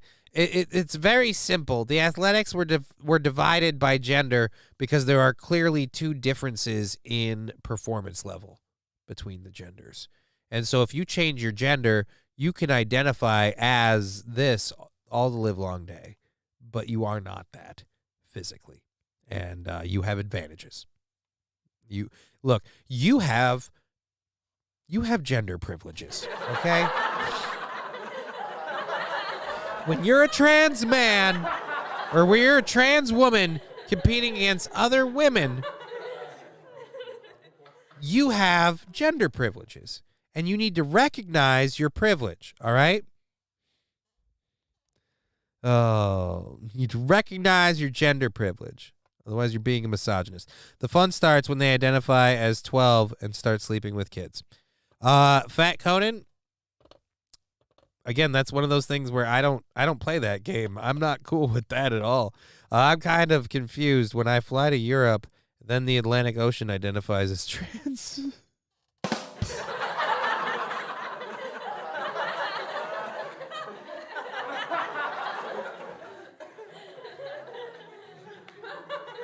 Transatlantic. Nice. Alrighty, let's load our second hour stories. We're like halfway through the second hour. We gotta move this shit along, dude. Fucking slowing it up. But yes, I will be on the Backyard Boys podcast, not the Backdoor Boys. Backyard. Yard. On at Backyard Podcast, at BYB Podcast on YouTube. It'll be at 8 p.m. Eastern Standard Time, 7 p.m. Central Standard Time, or as I like to call it, correct standard time.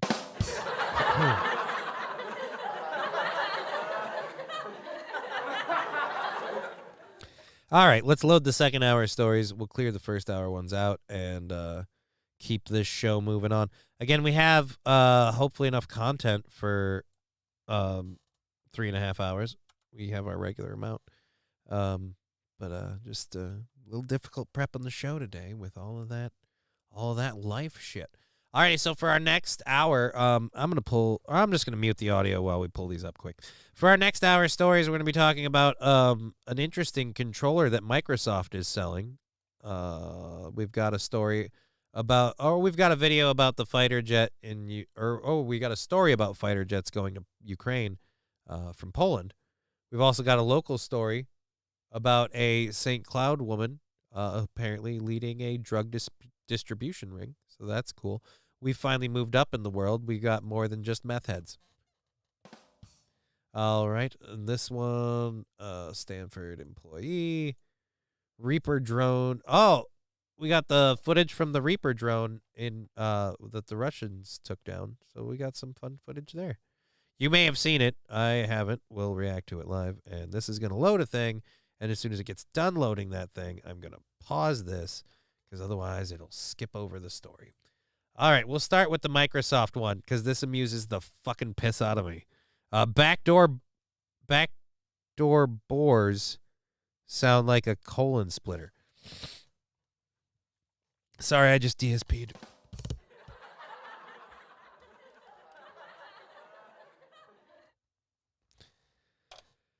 Oh, my computer keeps telling me multiple suspicions connections blocked, but every time I see it, I read multiple sclerosis connections blocked, and I was like, I wish. Anyways, I warned April about doing that. Doing what? Backdoor bores? Sounds like a colon splitter. I mean, I don't know. I feel like if you're April, you can smell that trap coming, right? You've been in it before. I don't mean to assume. I have no real knowledge of this. It's not a subject we've ever discussed in person. We're friendly, and I would dare to say friends. And thank you, Fat Conan, for loosening your bowels. But I've never actually talked to her about her sex life. I feel like that's a bridge too far. But I would guess, just guessing, that she probably has more than one story of like, and then it ended up in my butt. I feel like most women do. Most women and most felons have and then, surprise, it ended up in my butt story. You don't see it a lot with dudes, but with felons, I have no idea. Never been incarcerated. Alrighty. Quit bragging. Alrighty, so this next story, yeah, that one time at band camp. Yeah, that one time at band camp where I got a tuba in my butt. Look, you know where they got the term rusty trombone? Yeah, it was from my asshole after they pulled my trombone out of it. That's where that was. Looked real rusty. Let's get into this next thing because I just really weirded myself out. I have to play this bit for me now.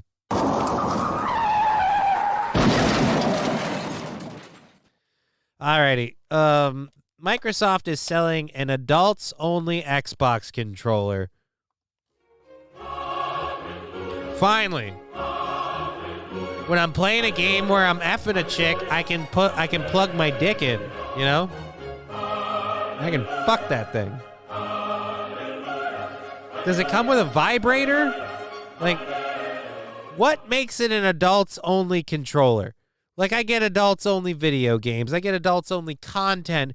But what about, like, honestly, unless it has a 3.5-inch jack for you to jack off into.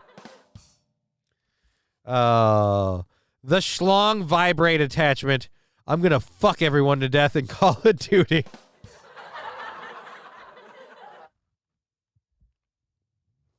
Dude, why is this guy still sack-tapping my corpse? Probably because he hasn't nutted yet. He's got stamina. You know, that's what that is. That's a guy who's killed a few people today. Jesus Christ. You're listening to the fucking public chat, and every time you see somebody acting funny, it comes with this sound.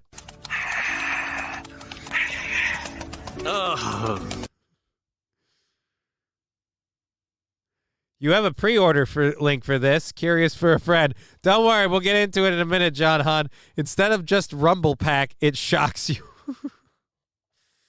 Look, it's a really amazing controller. It comes with a choker collar that as you start to get close, it'll asphyxiate you, but it's also got a heart rate monitor, so if your heart rate drops too low, automatically releases. No more David Carradines.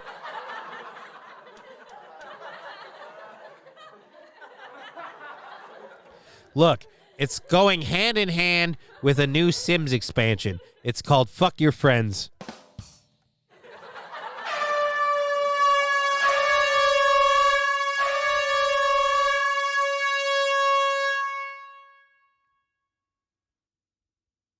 Thank you.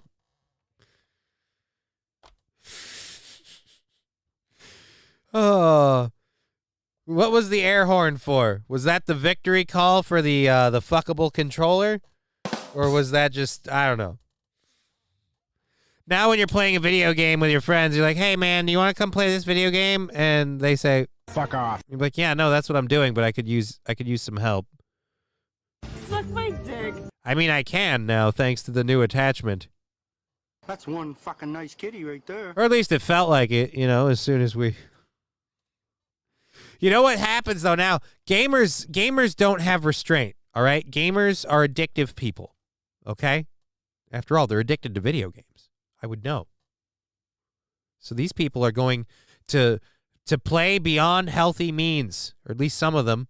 There are people who are literally going to use these controllers until... I'm going to get a rash, a pussy rash. And they won't be able to stop. Or they're dead.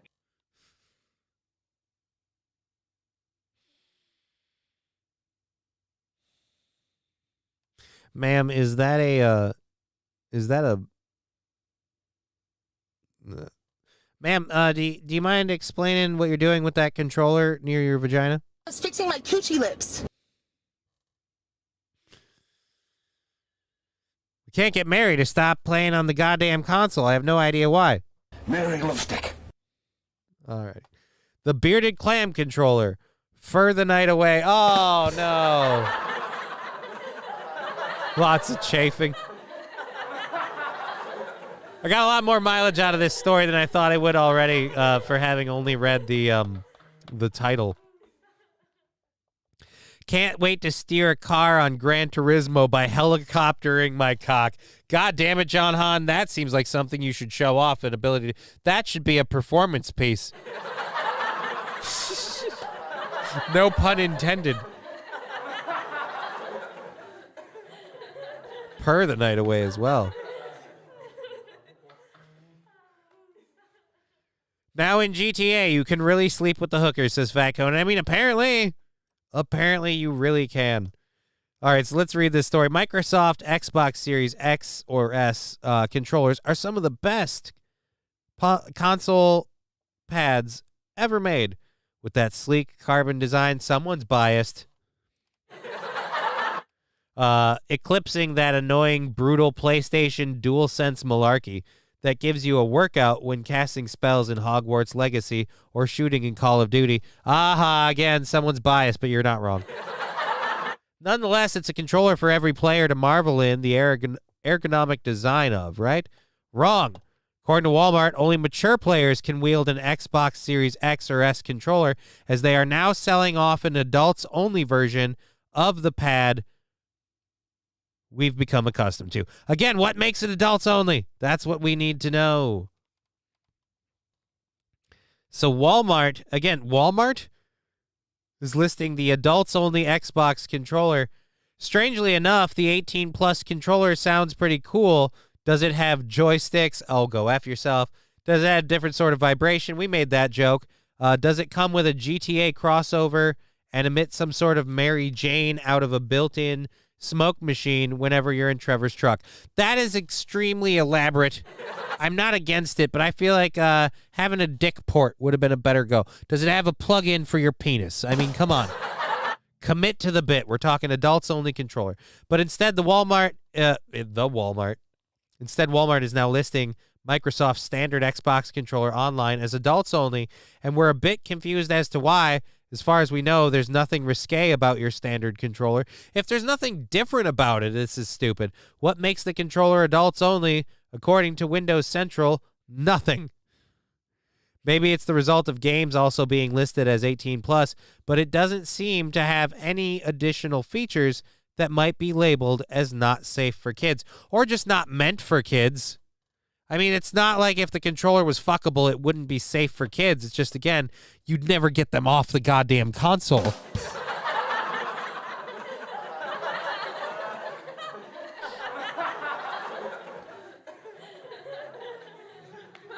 You know, I didn't... It's cocked and loaded, says Fat Conan. There we go. Safe to say that Steel Toe Morning Show fans will not buy this controller. Yeah, if it's the regular one. But I mean, if it was the fuckable one.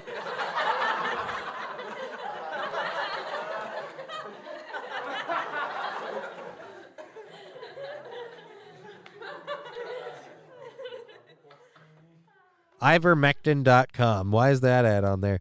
We got a couple people watching on Rumble. If you're enjoying the show, click the link. And feel free to use the live chat, as it is right there for you. Hey, why is Dora sucking your dick? We found the end of the map.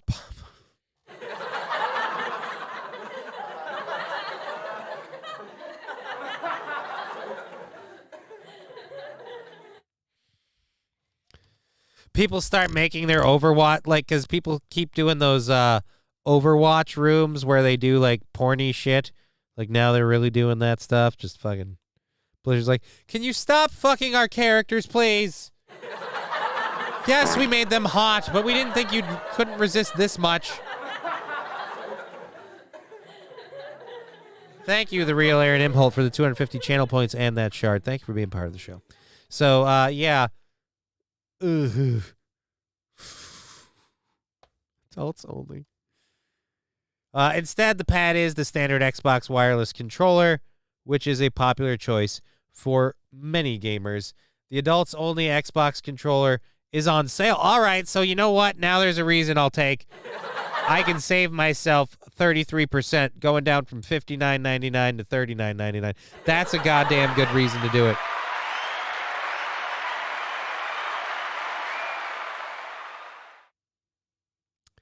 Just losing that Rumble audience, aren't you, buddy? All righty. Let's go ahead and close that. The adults-only controller. It doesn't take 2 AA batteries. No, it just takes 2 big old balls. You know, you got to sack tap that puppy. Fucking just a port on the bottom, and you got to balance it on your dick. Alrighty, so from controllers to war games. Yeah. And we got to do our third controlled burn, I believe. We're still sitting on a green here. So third controlled burn, I think our third and final one for that hype train we had earlier. Thank you all so much for that. Very much appreciated. Controlled burn number 3, Houston controlled burn. Here we go.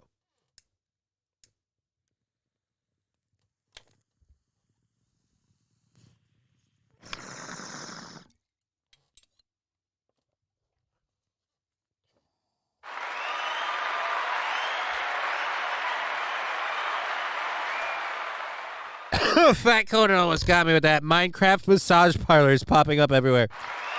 That's fucking... The adult controller uses 2 double D batteries instead of double A. You got 2 big old D cells in that bitch. Big old dick. Alrighty, fucking... You open the box for the controller and you just go, oh my god. Oh, you got a big dick on you. I don't get it, man. How do you make all those people come so fast in multiplayer? You give them... Twist his dick! That's what you do. You give them... Oh, dick twist! The black ones are larger than the shite version. I think you mean white version, but that's still funny. And you're not wrong. Look, this is the way I look at it, okay? Oh, fuck. We're going to that one in a minute. This is the way I look at it, since we're apparently still on this story. The black one is for serious gamers who can take it, you know? The white one is, you know, the mini version, especially for gamers who play at other people's houses. It's portable, you know? Like, if your friends are like, hey, man, you want to play this game with me? You'll be like, yeah, dude. You want to see my packer? Oh. Start playing with people and they're like, dude, this is making me uncomfortable. You want to see my packer? Then when you're done, you know, just in case you want to see if they want another game, you just ask them. You want to see my packer again? No. Alrighty. The white ones, new gamers, not sued to being stretched out yet. Oh, okay. Fair enough. Not used to being stretched out yet. I mean, depending on who's using it.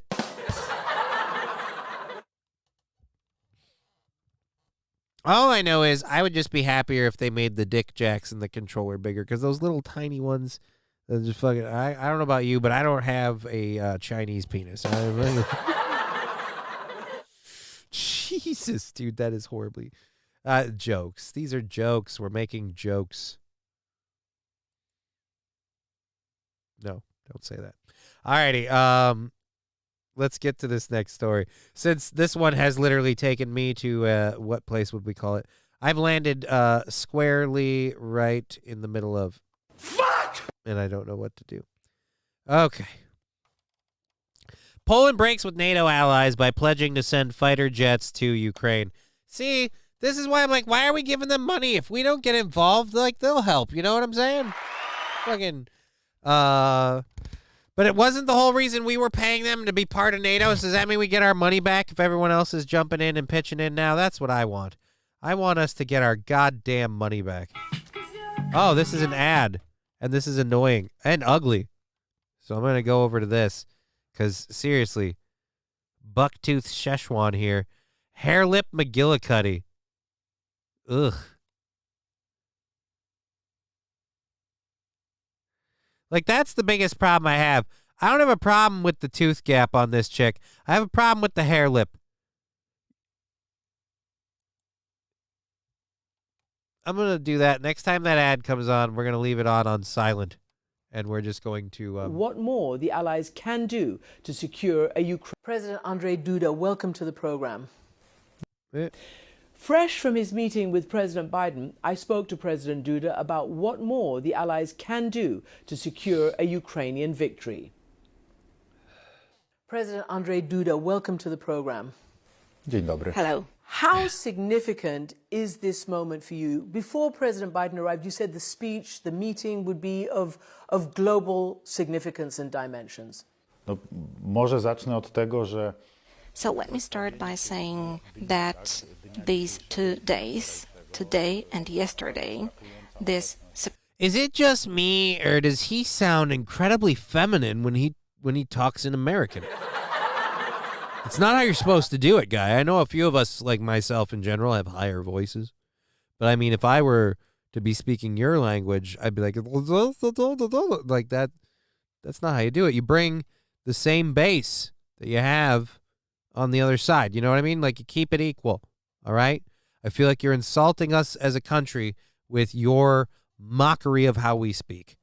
I mean, it's just so racist. surprising presence of President Joe Biden in Kiev. to nieprawdopodobnie silny sygnał. It sends an incredibly powerful signal, a political and strategic signal. It is a demonstration of strength of the United States, indeed. It is like saying that the American... Wait a minute. Joe Biden going to Ukraine is a demonstration of strength?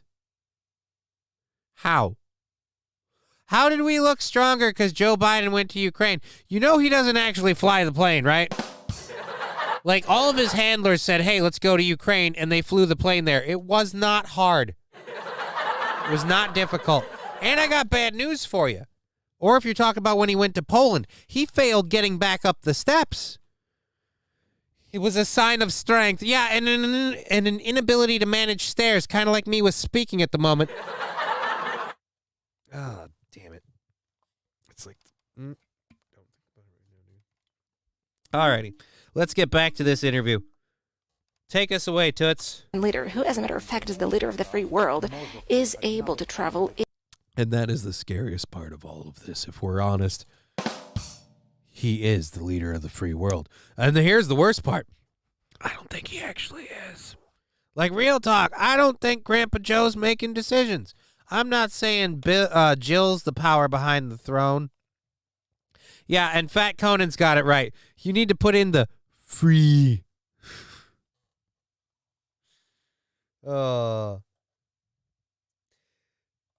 people you don't think biological males should be allowed to compete with biological females and see how free you are. Like, don't get me wrong, we can own guns. We can shoot shit, at least for now. We can have gas-powered stoves, at least for now. Oh. Free. All right. Anyways, let's go ahead and get back to this. Boop, boop, boopity boop. Even where war is raging, even to a place where there is a potential danger. We can say no to vaccines. I mean, kind of. I don't know about you. I've been to the hospital a lot lately. They make it really, really hard to say no to vaccines because every time you say no, they just ask again later. Like, even when you're leaving, you sure you don't want a vaccine? Like, I am firmly on the go F yourself side of the bridge with the vaccine shit. Just saying, overall. Very much on that end of it. Because when I go in, I got the Johnson & Johnson. I didn't get any other vaccines. Not only do they want me to get not only do they want me to get vaccines, they tell me flat out that they don't have Johnson & Johnson anymore. They don't do Johnson & Johnson boosters. Apparently, you can't get the Johnson & Johnson anymore. You can only get the mRNA ones. And I'm like, then especially not. No, I don't want that shit. I didn't want that shit before. I don't want it now. Must be unsafe. Yeah. Glad that that they got rid of the unsafe one. Glad the unsafe one got taken out. Wouldn't want to be giving people something that's unsafe. You're absolutely right, Fat Conan. Giving people something that's unsafe, completely inappropriate. So, there's that voice crack again. So, let's get back into this video. Is strong enough to protect him. That is number one. And number two, he was there. Number two is in his pants. It's been documented. He shits his pants. And today he is in Warsaw. Allegedly. He gives his speech to the whole world. He gives his bitch to the whole world? So wait a minute. You're telling me that when Jill kissed that other guy, like on the lips, like when she tongued that other dude, allegedly, that was on Joe's order? So Joe is pimping out his woman? Damn. No, Putin pooped Joe's pants. Oh, no. It wasn't Joe. Vladimir pooped in Joe's pants.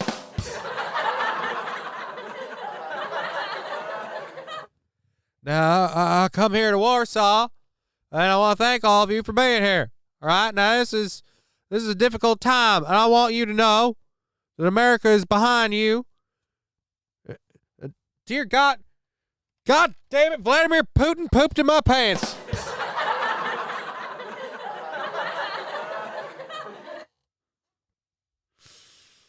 It was a Russian shit job. Because we have to say it like this. This is the speech by the President of the United States. As I said, the leader of the free world. It is a speech addressed to the whole world. And he sends a signal of the defense of the free world, of the defense of NATO, of the defense of every inch of the territory, as the President said today. So to us, to Poles, this American signal, this allied signal, not only within NATO, but first of all, a signal sent by the greatest superpower in the world, a signal sent by our friend and ally today is so significant. Jesus Christ. Dude, could you wipe your lips? The cum dripping off of it is distracting. Oh my God. Fat Conan saying FJB. He apparently did. He asked JB. I almost can't decipher what this guy is saying over the sound of him gurgling our balls. Like it just, like I said, it's weird to be on the receiving end of this and just also be like, but could you stop? I mean, it's like when you're getting blown by a methy broad, you know? She's kind of anorexic and she's got no teeth and she just really wanted the money. And like, you're like, all right, I guess, you know, you want to earn it. But like after a couple of seconds, you're like, you know what? I just feel worse for taking you up on the offer. I'll just give you the money because I feel bad. Like, I know you're not going to use it to fix your teeth or put your life together. It's going to go straight to drugs, and I don't care. Like I said, I feel like the effort, you literally put it in there. I'm going to take it out before you mistake it for a hot dog and start chewing. Because, again, you've got, like, 2 molars and 1 incisor. I don't want to see where that ends. Slop, slip, lick, slop, lick. Joe is great. Blurp. You're great, Joe. America's #1. Jesus. Fucking God. Therefore, that speech of Mr. President and the presence of Mr. President here in Poland is of such a crucial importance to us. Is that why you greased the steps?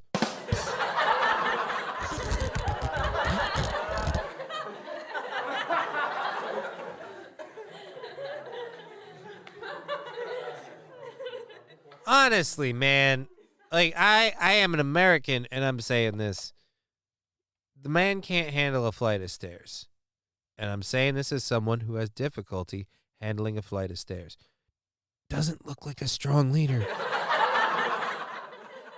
He doesn't look strong. He looks comical. He looks like fucking Sir Leviticus. To be honest, I feel like meth heads would probably give the best head. I would actually say the skinnier the better, because the skinnier they are, that means I get more drugs.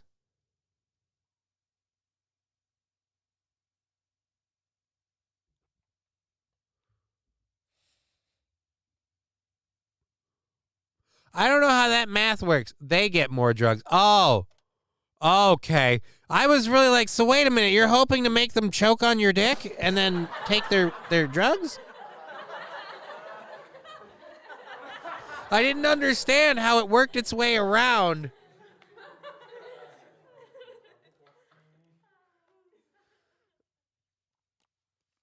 Oh, sorry, my bad. You know, from sucking dick, they get more drugs from that.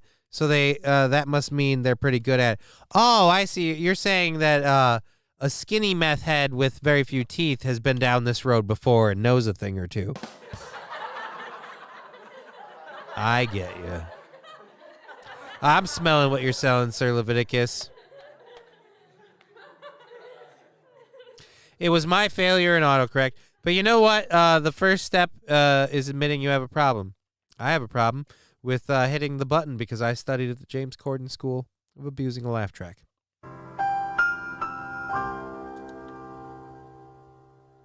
Ogromne znaczenie. I know that for several hundred years, you in Poland have been struggling against Russian and Soviet domination. And perhaps for you, this is more intense than perhaps for Western Europe and the United States.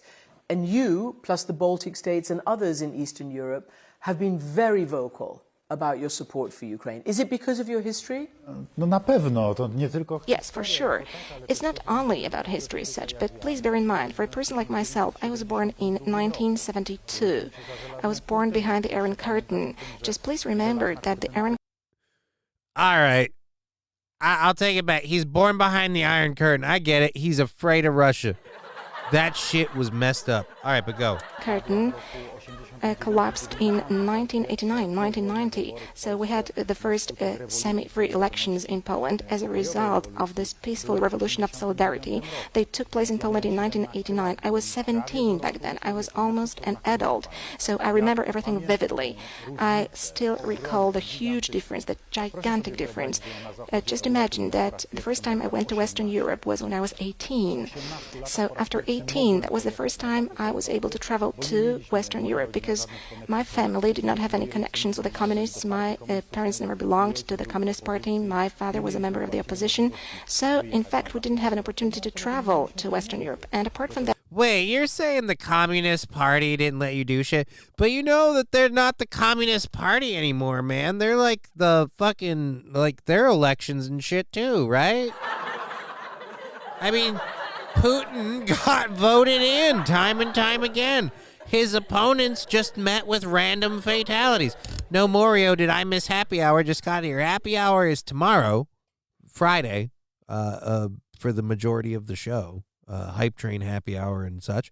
And then I'll be doing the Backyard Boys podcast. So that'll be fun because if I'm effed up for this, we'll see how well we sober up between then. St. Patrick's Day special tomorrow. Kind of. That's the way we're doing it. That wax-scally pootler. Oh, wascally. That wascally pootler. Oh, fuck. But yes, man, like fucking, what are you so worried about? It's not like it's still the Communist Party. And besides, I don't know if you heard, but communism, Fat Conan, we will see you tomorrow. I have to go take the shrew. I have to go take the shrew. Well, we'll see you tomorrow, Fat Conan. Thanks for being part of the show. Tame the shrew. Oh, I see what you're saying. Have fun effing your wife or whoever he is. There's a little bit of wobble in the chair that makes me very uncomfortable. I'm really hoping it's the base isn't properly attached and I could fix it. I could fix him. Alrighty, so fuck, we still haven't finished this interview. Let's get back to this and just let it fucking run out. Because, oh wait, 15 minutes? We're 3 in? I don't want to go for another 15 minutes. The simple fact is Poland is kind of breaking with NATO and sending and pledging to send MiG-29s or whatever to Ukraine. Like, okay, cool. Again, does this mean we can stop giving them money? Because it's weird for us to usually provide the military and pick up the check. It's even weirder to provide the check and someone else provide the military. I feel like we've done enough of providing the check and the military. How about we get some of the money back? By the way, Minnesota state government, how about you give some of the fucking money back, you goddamn thieves? Give some of the money back. Assholes. Alrighty, boop. I don't want to do this.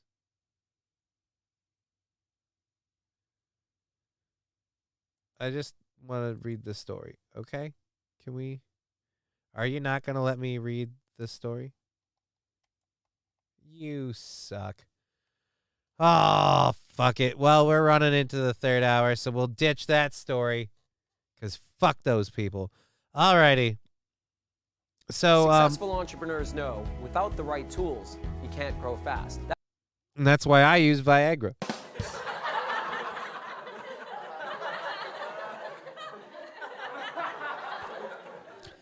Are they fifth generation fighters? I have no idea what that means, Dropkick Murphy's Oil Soap. That would be a question for my brother who works on fighter planes. I don't. I am a quipple. Crossist? What is wrong? Well, how much time do you have? Oh, fuck. God, that's a loaded question. Ha! I am having tongue twistery trouble today. I apologize. Alrighty, so WWE legend gives advice to Finn Balor ahead of dangerous WrestleMania match. And we're talking about Mick Foley, who, if you don't know, was Mankind and Cactus Jack, and part of the most memorable Hell in a Cell moment ever, I think, with getting slammed through the cage. So WWE star Finn Balor will face off against Edge in a Hell in a Cell match at WrestleMania 39 next month in what will be the latest chapter in their rivalry. While pro wrestling can take its hits from the outside world over scripted lines and choreographed moves, a Hell in a Cell match is no joke. A cubed steel cage will cover the ring and the outside ring area, trapping two competitors inside. Competitors can get outside the area through the door, but it is usually locked from the outside. The structure stands at 20 feet tall, and it is a long way down. Let's go ahead and just flip this over here. And there's old Mick. Hey, how you doing, buddy? Mick Foley knows that all too well. The legendary pro wrestler was known as Mankind, and Cactus Jack, or Dude Love in the prime of his career, was part of the most memorable Hell in a Cell match, as he was thrown from the top of the cage by The Undertaker. Mick Foley was also put through the cage and fell through the ring in another instance, this time against Triple H. Jesus Christ, really?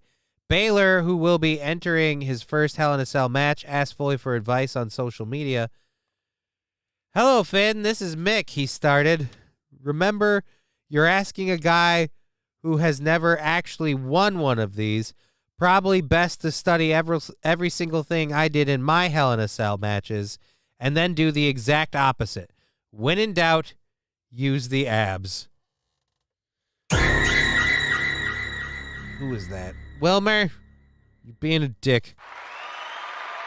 Don't forget he was Dude Love too, says Battle Brothers Zio. Yeah, they brought it up. But thank you. And the thumbtacks. "Well, you know, they put me in that cell, and I climbed to the top, and they threw me down." All right, I'm sorry. I'm not good at that. That's someone else's gig. I shouldn't do that. Alrighty, so let's pop back here.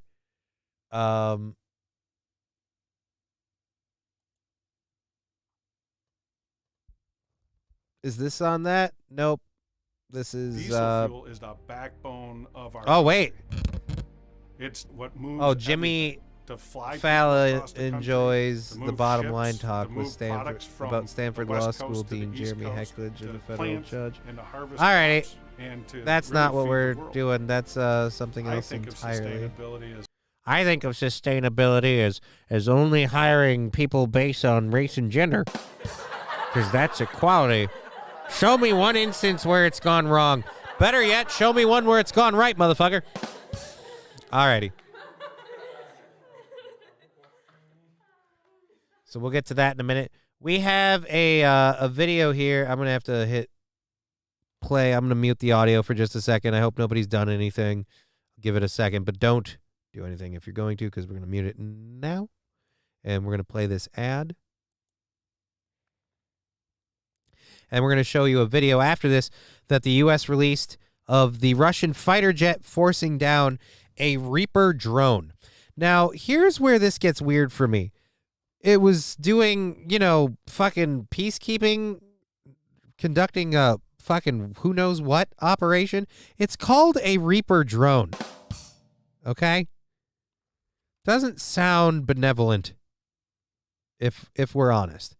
But all right, we got a video here from CNN. Let's take it away. No, don't mute it. Oh, this was muted. Nope, guess it doesn't do that.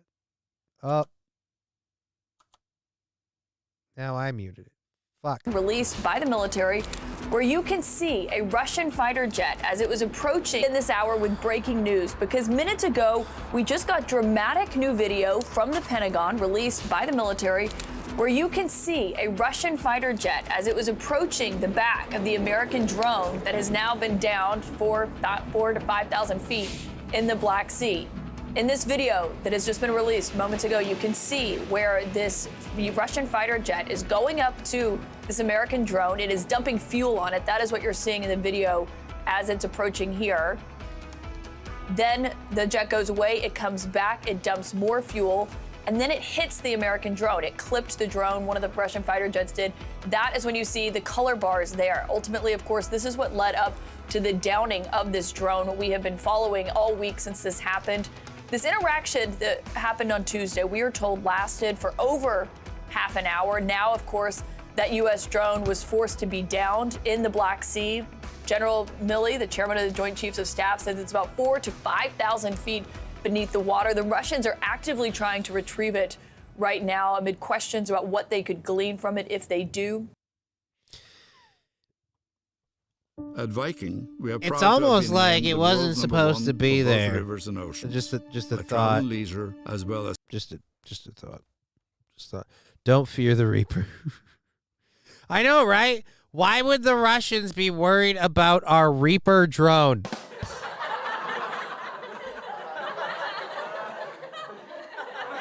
What about a Reaper drone sounds bad to you? Why doesn't it have a self-destruct mode?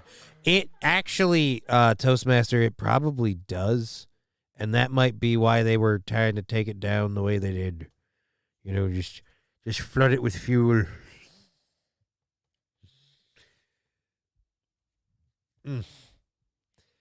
Again, notice how it's not like, hey, the Russians weren't supposed to be in this airspace. And I don't know why we were allowed to be in this airspace. But again, just kind of, whole thing seems weird. I love how they're like, can you guys believe this? They shot down our drone.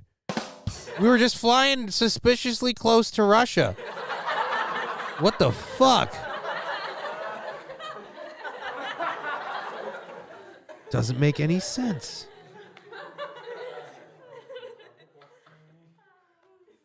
Alrighty, so that's that story. We've got one last one to get into here, and then we'll get into our hour 3 stuff.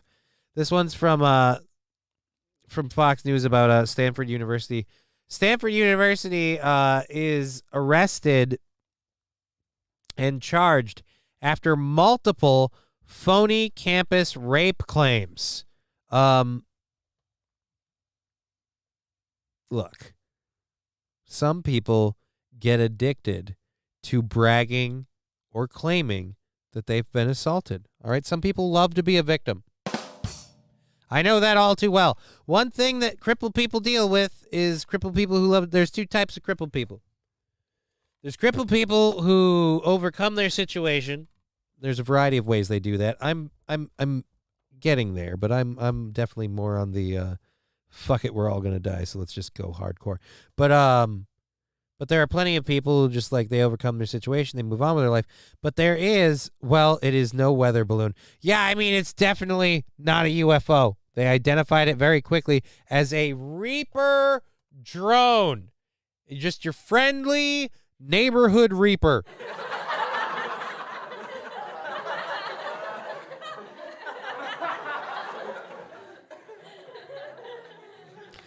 Faking a claim like that is beyond fucked up, says St. RN.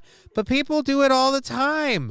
People fake claims that they've been beaten up by people. People make up shit. People beat themselves up, cut themselves up, and say someone assaulted them. So I just love this story because I have seen this happen to people. I've seen this happen to friends of mine. So, and that's why I take, like, Smollett, exactly. Like, what was his first name? I can't remember. Was his first name Chad? Chad Smollett? No, that's not it. I don't know why I would have thought that. No, I'm sure there's no similarities between those two people.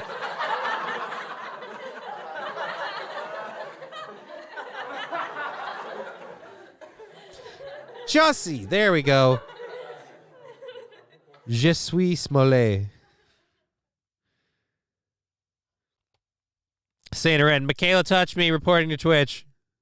Yeah, that's no.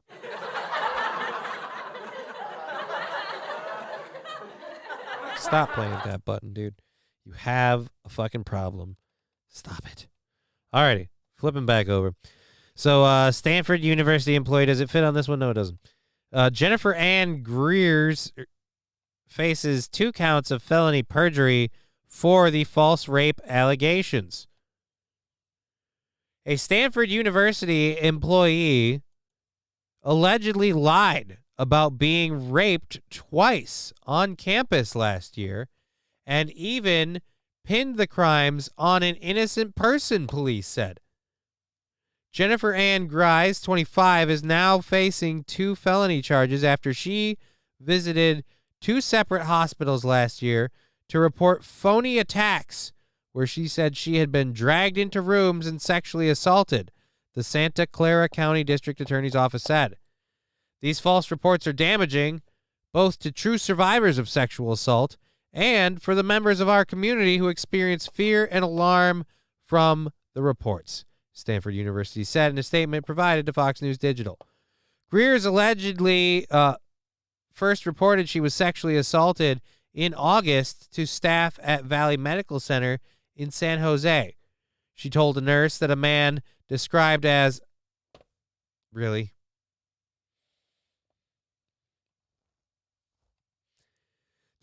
a black male, slender, young, 6 feet, late 20s, grabbed her from a campus parking lot and dragged her into a restroom where he assaulted her, the DA said. She pulled a South Park bit. She literally pulled the South Park bit. He was black. No, he wasn't. Jesus Christ. What is this? The 1940s? Fucking just lie about people like that. Greers allegedly first reported she was sexually assaulted in August. Yep, we just read that. Greers then went to Stanford Hospital in October for a second rape examination, this time claiming she was returning to her office from a lunch break when she was grabbed by a man who took her into a basement closet and raped her. Greers also claimed that she had become pregnant with twins after the incident, but suffered a miscarriage, something the DA's office said was not backed up by the evidence.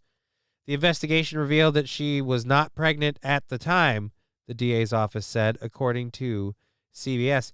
However, the accusations began to unravel quickly, with prosecutors saying the rape examination kits were immediately analyzed by authorities because of the extreme public safety risk of potential sex offender prowling the school. But the lab results from the exam were not consistent with her story, officials said. Greer signed a consent form after both alleged incidents that acknowledged the nurses who administered the exams were mandated to inform law enforcement. She also signed forms that allowed her to receive public funds from California Victims of Crimes Board, which can award victims up to $70,000. So it was a money grab. It did not say how much Greer's was awarded. Yeah, you don't want to admit that with the SVB bank thing and the whole we're going to pay black people because we feel bad. No Mario asking any mugshots. I'm hoping so. I want to see who this lady, like, I want to see how believable this story is. Alrighty, a view of the Hoover, whatever. During a January interview, a DA investigator, Greer's admitted to lying about the accusations and penned an apology letter to the man she targeted with the false accusations. She stated she was upset with the victim because she felt he gave her false intention and turned her friends again. So you hate rape blamed the guy?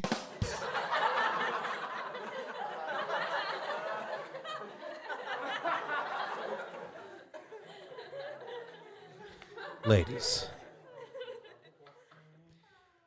if you want to be taken seriously, you have got to find and weed these fuckers out because they are just making your gender look crazy.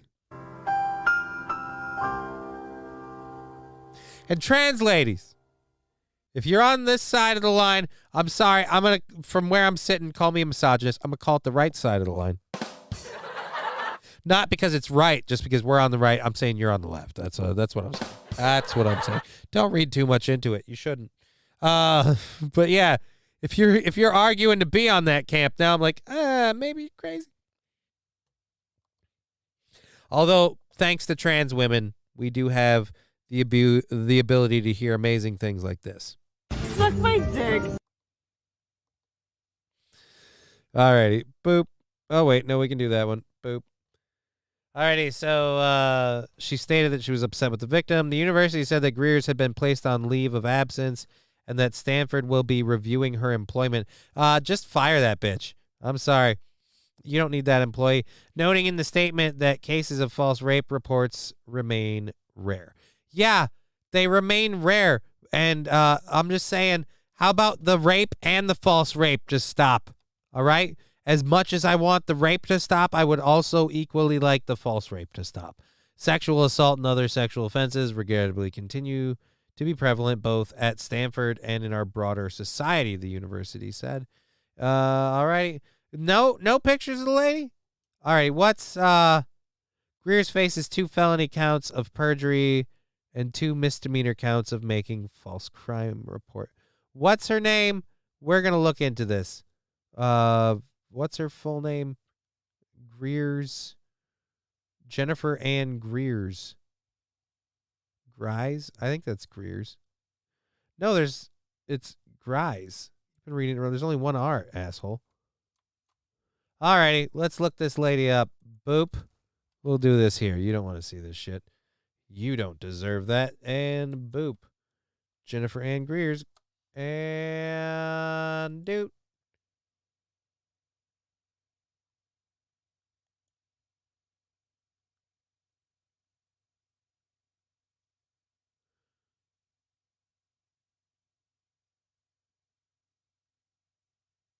Please tell me this is her.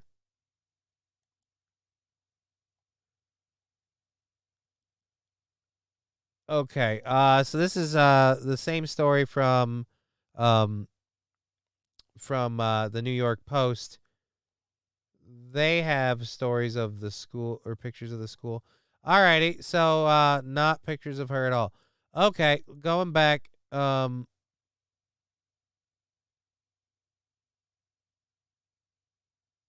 No, those aren't the same woman. Why do we have that picture on there? Jennifer Coolidge, no. Jennifer Coolidge. No. Jennifer Greer's Hicksville. Oh, LinkedIn profile. Is it this? I can't say which one it is definitively. Jennifer Greer's bartender. FPC accountant. I need Jennifer Ann Greer's. Why can we not see what this lady looks like? I need to objectify her, goddammit.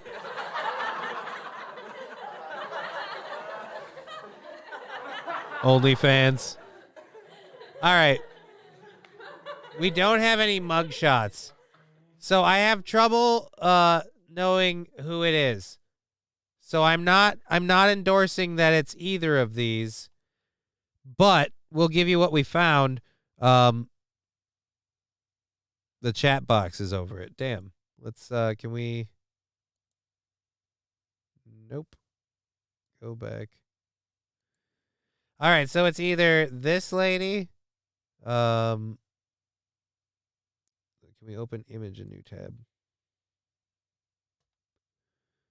Opening image in new tab. Boop. So it's either this lady here or I don't know what this is, but this is the lady, the New York Times linked to it, who is significantly hotter but more of a dark-haired Christina Ricci kind of thing. And then there's this lady. And this is from a LinkedIn profile, so I'm inclined to believe that this is the lady, but I don't know that it is. Facebook, her name, maybe she has bikini pics we can jerk it to. I don't know that I want to haul that far down the road. I don't want to do the thing where I perpetrate someone who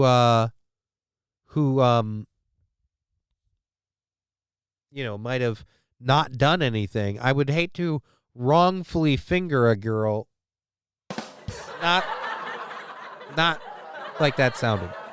I'd hate to wrongfully point the finger at someone who did nothing wrong. That would be horrible to do. Anyways, it's probably not the best. It's probably best to move on to something else. Yeah, it is. You're right. We're probably good. We're done with that one. Let that lady go. But again, double 2 counts of false claims. Just you hate to see it. Alrighty, we're gonna Harry. Oh yeah. All right, so for the last, we have 1 more hour here, and we got plenty of material to get into. I totally agree not to come too hard on. Well, you can go look for it yourself. Like I said, we mentioned the name in the story. The story's a public name. I have no idea who the actual person is. I couldn't confirm that was actually her. Alrighty, so we got a thing about Andrew. I'm going to mute this while we pull these up so I can just get them all at once. We got a thing with Anderson Cooper. We're going to talk about that in a little bit. We've got a professor who is saying organized pantries are horrible, and wait till you hear how. We've got Turkey talking about their a video showing from the earthquakes and the floods. We're going to watch the moment a road just splits into 2, because that's kind of fun. And we're going to talk about something going on in the world with a prison and hear what people think about it. What is the... I'm hoping that's not what you think it is, all right? Or what I think it is. 'Cause God damn it, man. Gross. Gross.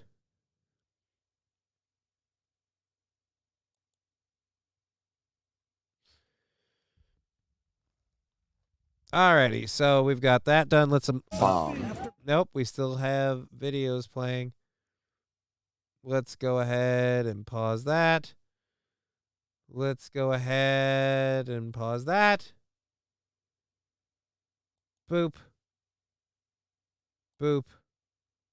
And pause this one. And we're good. We did it all. Hey, we got through it. Hooray.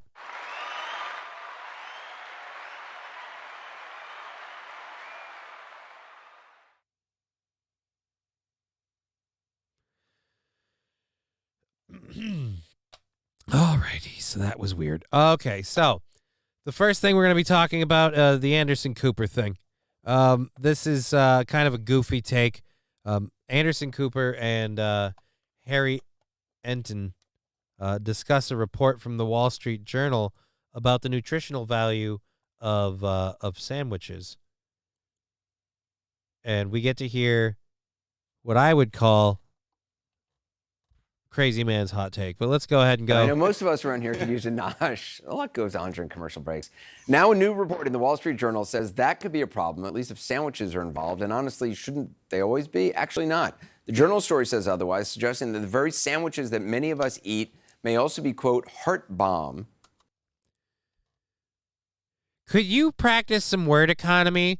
Because you've got a lot of words, and you're trying to squeeze that shit in here like it's just this narrow opening. You're just trying to force it in there.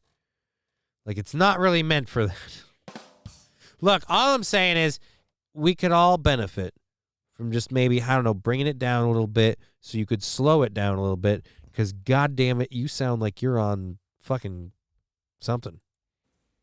That's a bad thing. Of salt, preservatives, and sugar, and the, quote, saboteur of the American diet. So who else to talk about this schmear campaign other than... Schmear? Really? Schmear campaign? That is racist, sir. That is racist.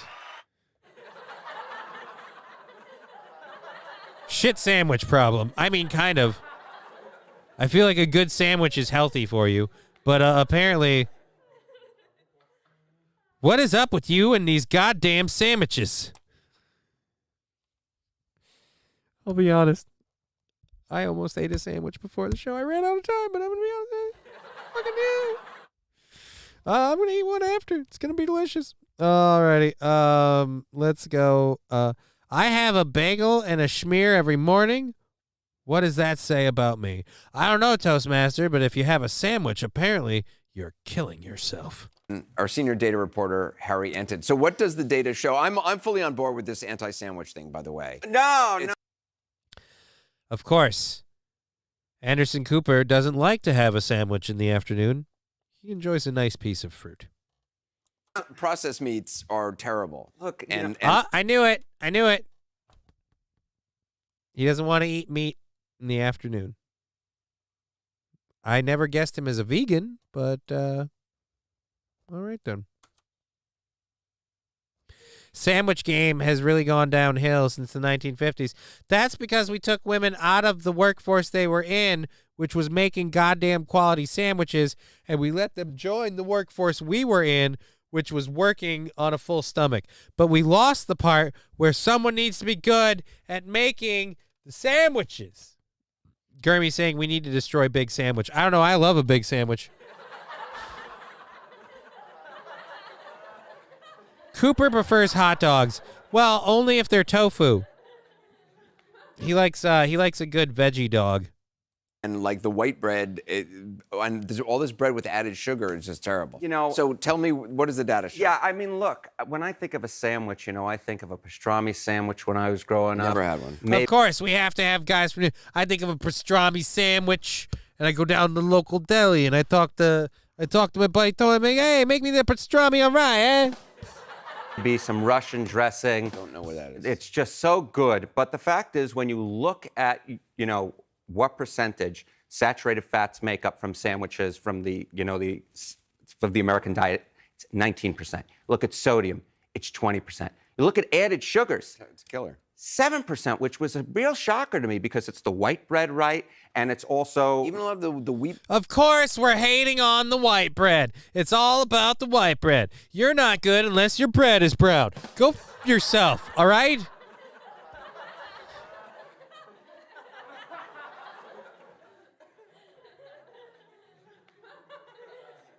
When I make a sandwich and it comes to bread specifically, don't think there's anything but bread. Bread specifically, I have a rule. If it's not white, it's not right. And if it's rye, I'm going to throw it in your eye.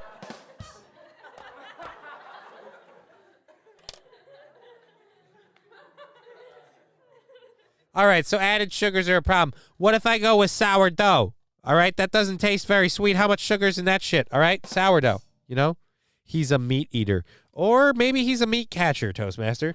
It's kid's choice.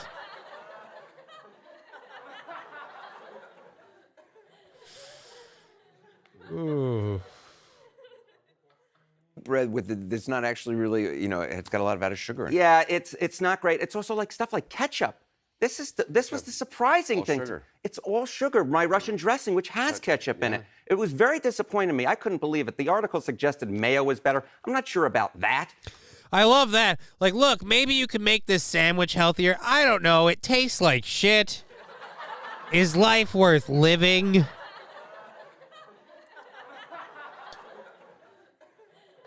I will say this. I've never been a big fan of ketchup. I love the rye bread with the seeds. I take care of someone who has dietary needs. America does not have a problem. It's the individual. I buy bread that is low in sodium. Yeah, and here's another thing. Here's the thing. If you make the bread yourself, you control exactly what's in it. Homemade bread is some of the healthiest fucking shit you can eat. But who has the time? Oh. You can always get that non-bread bread where it's made like with seeds and shit. God, I tried that stuff once. It was gross. Ugh. I just don't like darker breads. They ruin. No. What's wrong with darker breads, really? Or a mulatto bread. What is that? It only takes 20 minutes to make bread, not counting oven time. That is true, Master Meatball. But it is, again, something you have to spend time doing, which, as we've discovered in America for the last couple of decades, we've been thriving industry around not actually doing shit. Alrighty. Here we go. I prefer ketchup to mayo, but the numbers are the numbers. All right, so if you're going to have a sandwich, which, we all do want to have a sandwich. Black bread from time to time, matters.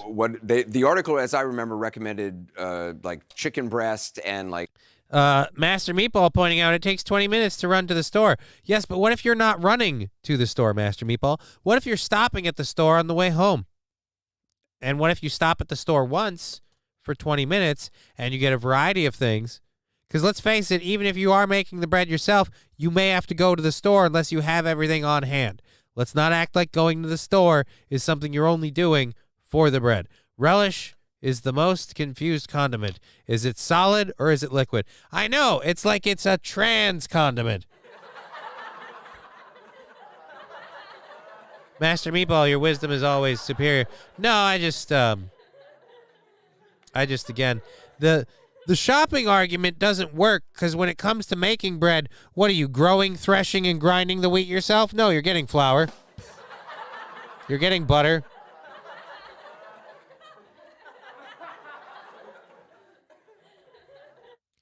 Johnny buys marble bread just to cut out the dark sections. I know, but I've noticed a lot of marble bread has gone down to just like a swirl in the middle. Just a swirl of white. They are breeding out the white of the marble bread.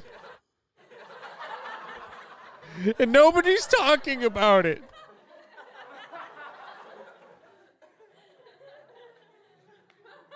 Pretty soon, marble bread is just going to be one color. And we're not going to remember that there was a time that there was some white in there. I buy a 25-pound bag of high-gluten flour. So, yeah. So you have 25 pounds of flour. Cool.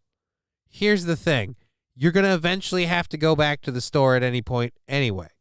They have almond flour, too. Yeah, I've actually cooked with almond flour. It's difficult to do. Now I got to pay attention to this. What is this shit?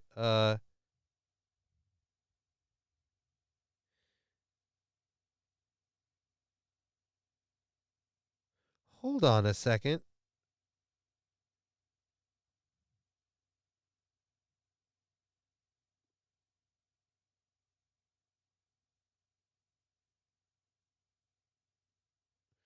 I just got a message from somebody. I don't want to know about the friend's suggestion. Okay, that's very...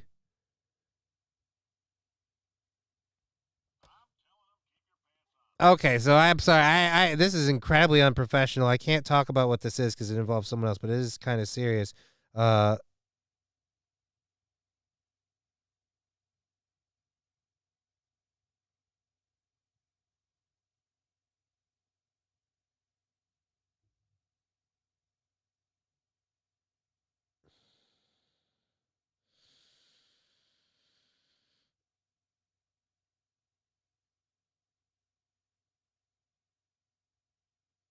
Alrighty. But yeah, I found a recipe. You can make bread in a frying pan, dude. I can make bread in my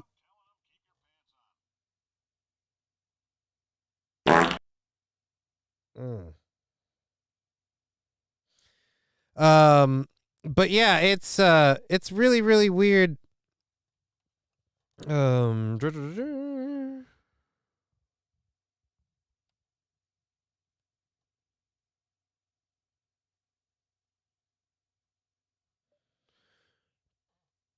People always forget I'm doing a show.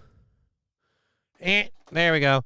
I gotta stop touching the phone. I'm being a dick. Sorry, just lives, drama. Ooh, it's exciting. Johnny, you have no control over bad moments. We understand. Yeah, I know. But it's not the end of the world. I should stop being involved in that. I apologize. At any rate, which sandwiches are the healthiest? I think we were on that. That took me out of it. I have to do this just for me. So that took me out of it. I got to get back in this. So sandwiches are unhealthy. Anderson Cooper, not a sandwich fan. Unrelated, is Matt okay? Is Savage Thoughts coming back? Has Savage Thoughts not been on? I haven't seen or heard of Matt other than the stuff I've heard from Aaron when they've hung out. To which, God, I look like shit today. Fucking hair is limp and lifeless. I should have fucking done something. I didn't get time. I didn't get time to fuck with anything. But I'm sure Matt is okay. I haven't heard anything. As for Savage Thoughts, I have no idea. I know the middle of the divorce and everything like that, that could be difficult in terms of space and everything else. I no idea. No, Mario. I certainly hope so. I don't catch them all the time, but Savage Thoughts was a good show. I admittedly haven't tuned in for a while. I've been awfully busy with life. I hope they're coming back. That's once again. We'll hit this one up.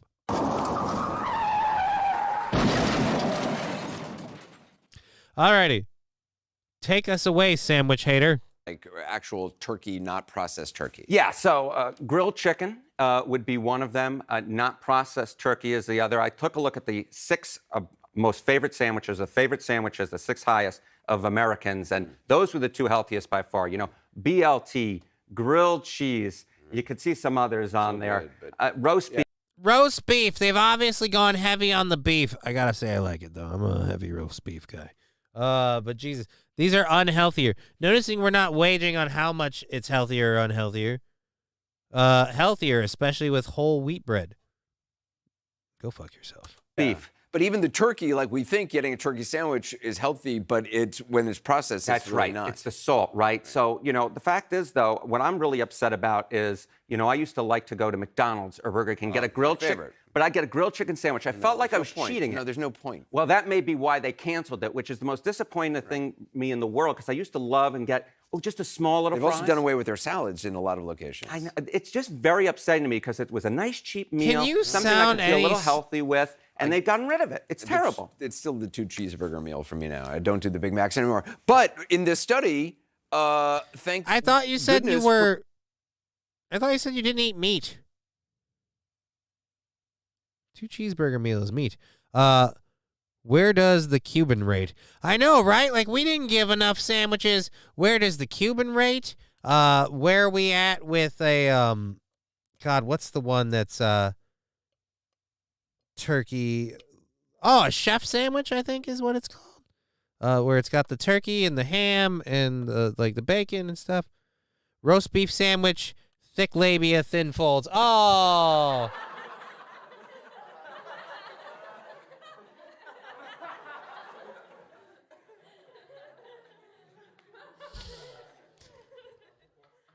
Now we know why Anderson Cooper doesn't like the roast beef sandwich. He was never in it the first place. Alrighty. I enjoy a good butthole burger. That's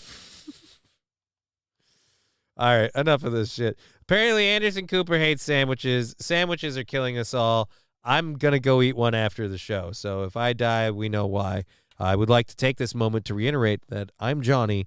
The Deadpool is active. And the smart money is on 15 minutes after the show. Alrighty. Now, roast beef sandwich. Oh, yep, we already covered that. So now we're gonna move from talking about sandwiches to pantries. There's a segue, and not just the kind you ride on. Lola professor claims organized pantries are rooted in racist and sexist social structures. The new pantry porn trend is a modern status symbol for white women, the Chicago professor says. Oh, go fuck yourself. 10-1, this Chicago professor is black. So, of course, it's racist.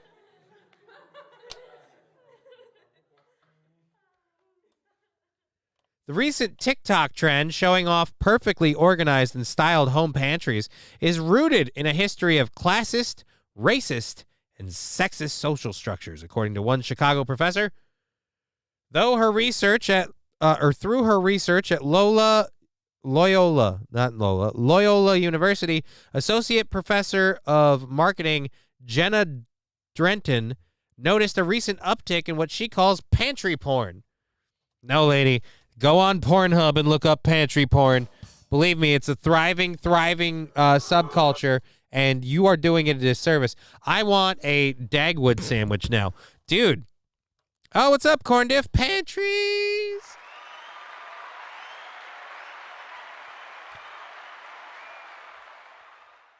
Alrighty. Anyways, so pantry porn, the dangerous trend. Again, through her research, how much did her research cost? Because I feel like it was money not well spent. Jenna Drenton noticed a recent uptick in what she calls pantry porn, a plethora of social media videos where women show off their fully stocked kitchen and methodically organized home supplies.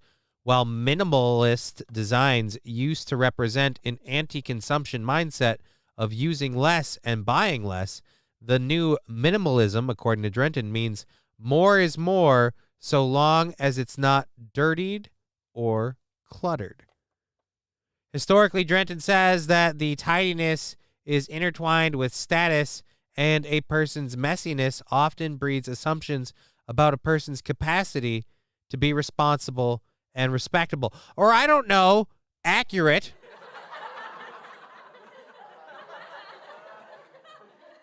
I'm going to be honest. It's a little messy around here. Because of my condition? Yeah. But also because I don't give a shit. I'm the only one who lives here. All right? Oh, bullshit. I'm a guy. I have my pantry organized. That is sexist to say guys can't have pantries. I keep my black pepper on the table, though. I mean, yeah, dude, I keep my black pepper in my ass. That's where I keep my BBG, big black pepper grinder. BBPG. That makes it sound safe for children. Which it is not. Aunt Jemima and Uncle Ben nowhere to be found. I mean, yeah, that's because they were fucking. We had to get rid of both of them. Corn Diff gets a throbbing cob when he watches pantry porn. I mean, or he pops a kernel.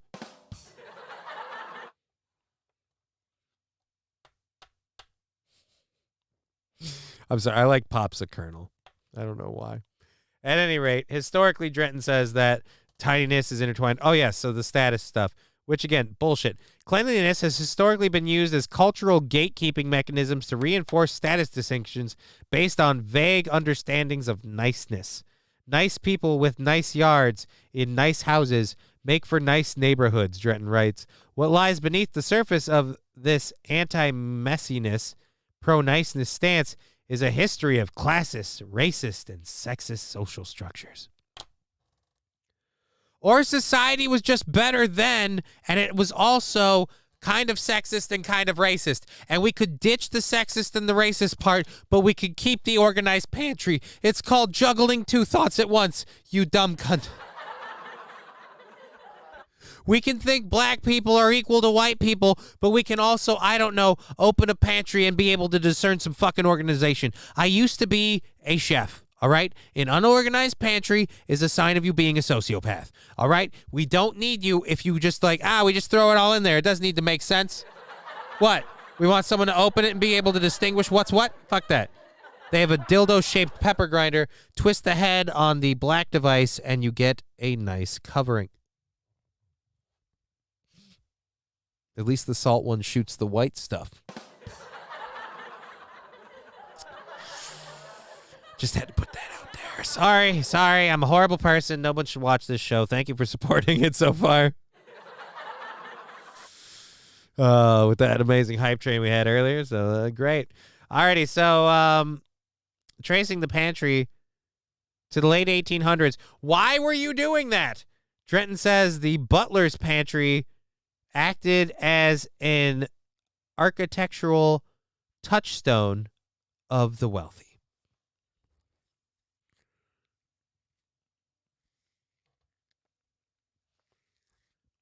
Poor people couldn't afford pantries back then. Stuff wasn't built to last as much back then, and the stuff that was made to last back then was definitely expensive.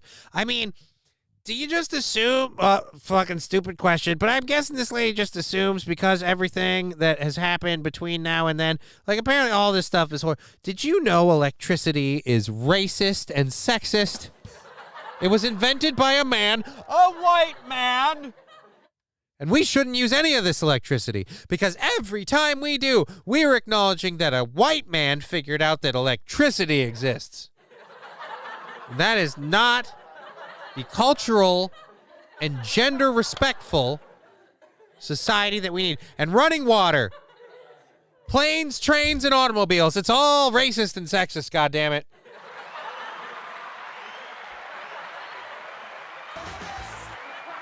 It's all gotta go. Jesus Christ. Oh, fucking A. This small space tucked between the kitchen and the dining room was a marker of status and an area to hide both the food and the people who prepared it. No, it's just if you're having a nice meal and if the people... Look, God, I'm having an aneurysm. Look, bitch! Go to a steakhouse, okay? Guess what you don't see right next to any of the tables? The people making and cooking the food. I worked in one kitchen with an open-faced design where you could see the people working on the food. Guess what didn't last very long? You don't want to see the people cooking and handling your food. Why? Because if you do, you won't fucking eat it, okay? Does a bear shit in the woods? I mean, probably. And at this point, we're all going to find out. Because that's the only way we're not being sexist and racist is if we're living with the bears in the woods down by the fucking river.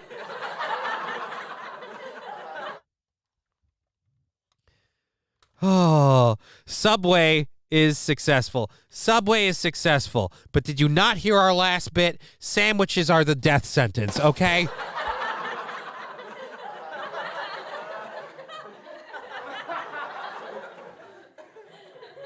Subway is successful because the people who eat at Subway don't have standards. My point is when you go to a nice restaurant, and not even a nice restaurant, but you go to any fucking burger restaurant. My foot is jumping because I am fucking losing my shit about this. I have been a chef for years before the MS shit hit me now. Like fucking, dude, you go to any decent restaurant, it's questionable if Subway is even food. Yeah, I know some of their food doesn't qualify as food. Like the fucking seafood shit isn't actual seafood. I'm not getting your sandwich fresh. Pedo's optional.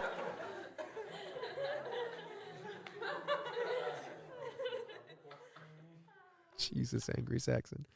Oh, thank you so much for being part of the show, everybody. We have 40 minutes left and several stories to get into, as well as our overtime stuff. So let's see where we end on that. I don't know if we'll get to it again. I'll have to move that stuff up again. Alrighty. But yeah, I worked at several restaurants, man.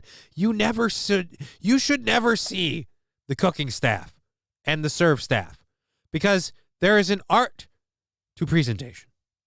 So if you have a cooking staff and a serving staff and they have any respect for what they're doing, they're going to do their shit behind closed doors like a goddamn magic trick and present you with your fucking foie gras. All right? It's not racist.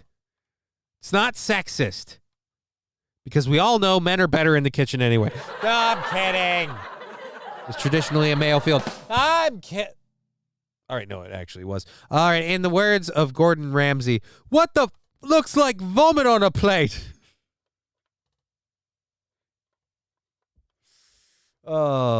Honestly.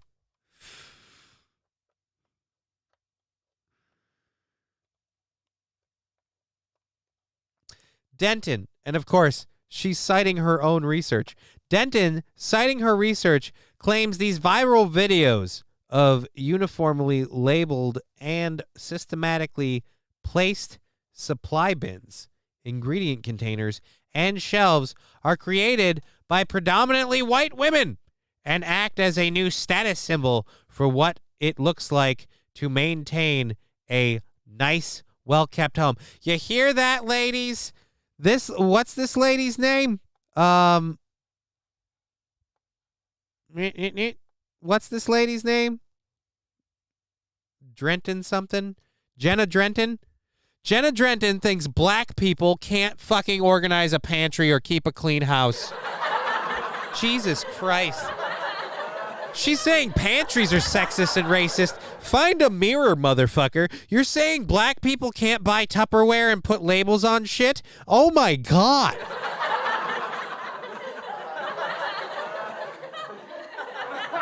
I hate to say this, but if you look at your pantry porn, that's what?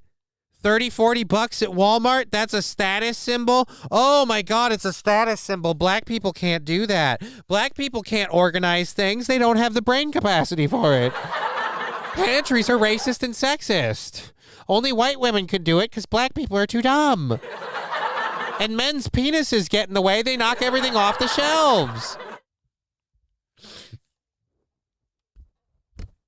If you take her argument from the other side, from her logical point, you take it from her logical other side. Look, these are racist and sexist things. This is happening predominantly in white households. So the other side of that is, look, these are racist and sexist things.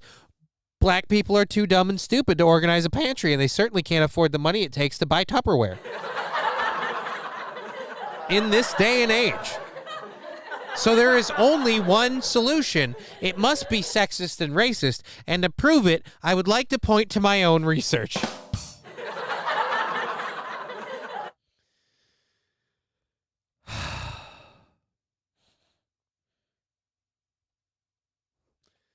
Oh, fucking A. So the recent TikTok trend showing off the styled home pantries is rooted in a history of classist, racist, and sexist social structures. Through her... Oh, no, we already did that. I scrolled up. Citing her own research, she claims these viral videos of uniformly labeled, systematically placed bins, blah, blah, blah, are a new status symbol of what it looks like to maintain a nice, well-kept home. Yes, because a nice, well-kept home is just nice. Doesn't matter what color the people are. It's just nice. Doesn't matter if it's two gay dudes, two straight dudes, trans people. Doesn't matter if they're red, blue, purple, polka dotted. It's just nice. Walking in a messy place is depressing. You know how I know that? My parents, who are white, spoiler alert, are fucking hoarders. Their house is cluttered. It's messy. Getting in that feels oppressive. Getting in that feels wrong. They don't clean shit off, so when they want to make food for you, it's kind of gross. You don't necessarily want to eat at their house. So I'm sorry, it's not sexist, it's not racist. It's a sign of either being clean or being not clean. But yeah, I'm sorry, it's nice to be in a clean house. If you have people that have a clean house, if you're someone who keeps a clean house, and then you go to someone who doesn't keep a clean house, it can feel a little insulting. I'm just going to say. And it has nothing to do with your skin tone. If you think it does, then that's kind of your personal racism slipping in there. And then she's saying perhaps it's not surprising that pantry porn found its foothold during the COVID-19 pandemic when shortages in the supply chain surged, she adds. Yeah, and lots of people were able to buy stuff online.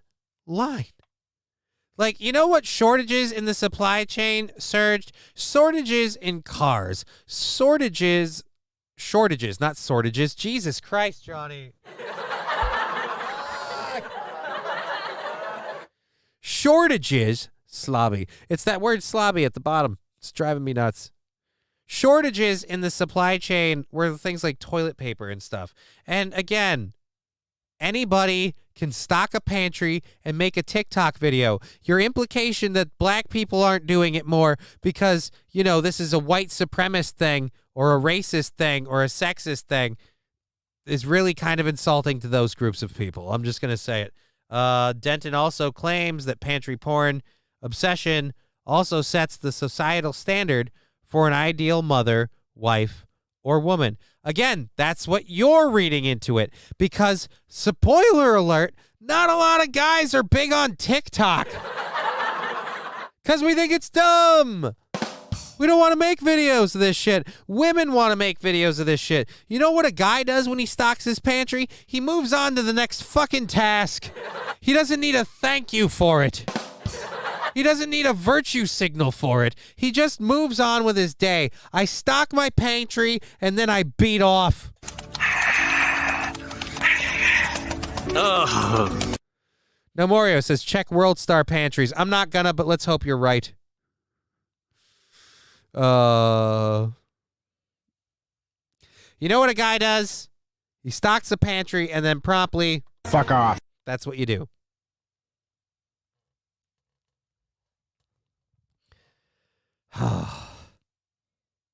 You stock a pantry and then you take a shit because halfway through stocking that pantry. First things first. Where's your shitter? I've got a turtle head poking out. Yeah, I could have put that better. Alrighty. So yes, 85% of Jesus. So pantry porn as a status symbol relies on the promise of making daily domestic work easier. But if women are largely responsible for the work required to maintain the perfectly organized pantry, it's critical to ask, easier for whom?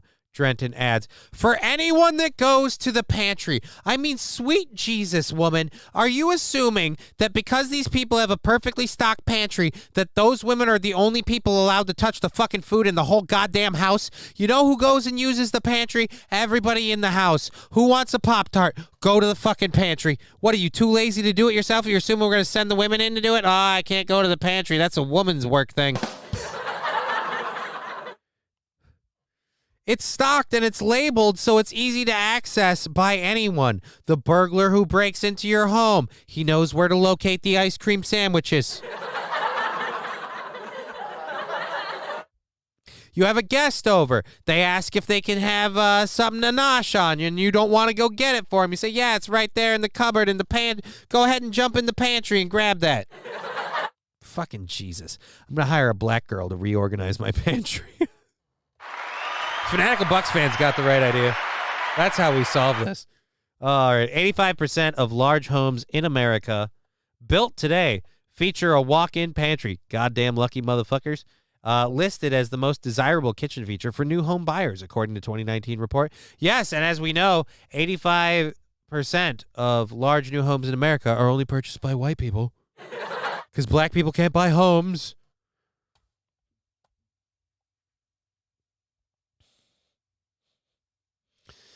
Oh, Jesus. Because black people only live in the ghetto. They don't have pantries in the ghetto. Again, I just, it's not hard at all to take this lady's argument and use it as the basis for a racist tangent, which I think makes the lady's argument racist, not the pantry. Just saying. And on that, we've learned something. Oh. This was why I thought Anderson Cooper was a vegan. Oh, God. So this next story might take us a little bit. We've got a license plate that the state rejected, a man's personal license plate. Some people see it as dirty. The man has a license plate, and he says, hey, man, I'm a vegan. You want to see the license plate? I'm betting you want to see the license plate because I have a picture of it right here as we start this story from CNN. I give you the license plate. Love tofu.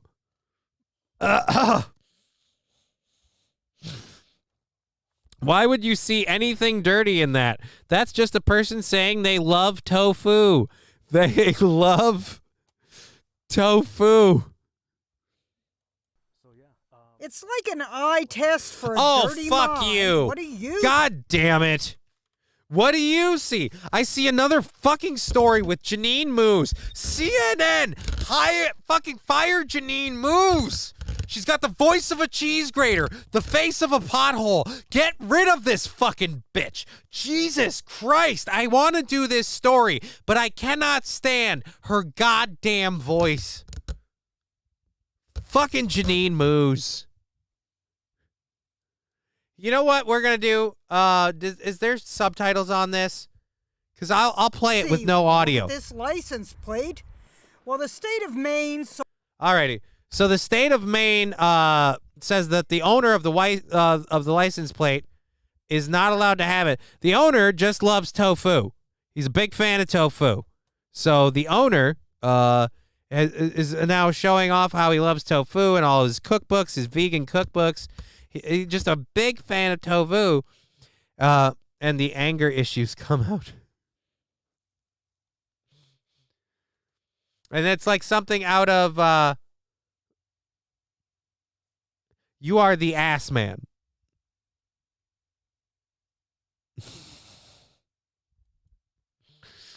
So yeah, I think it's like something out of a Seinfeld sketch. I can't do the story anymore. I'm pissed off about it too. Like that we don't have the phone number up. Let's take the phone number down. It didn't take the phone number down. There we go. And let's put you back up. There we go. And now I don't even know what you are.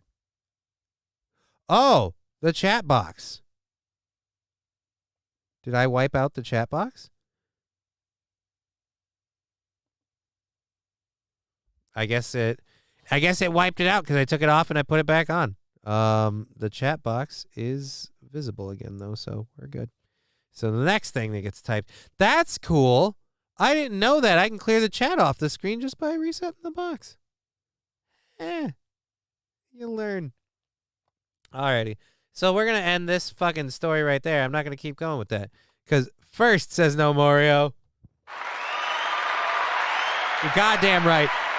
And who's to argue? We're 3 hours into a 3.5 hour show, and you are the first one to chime in.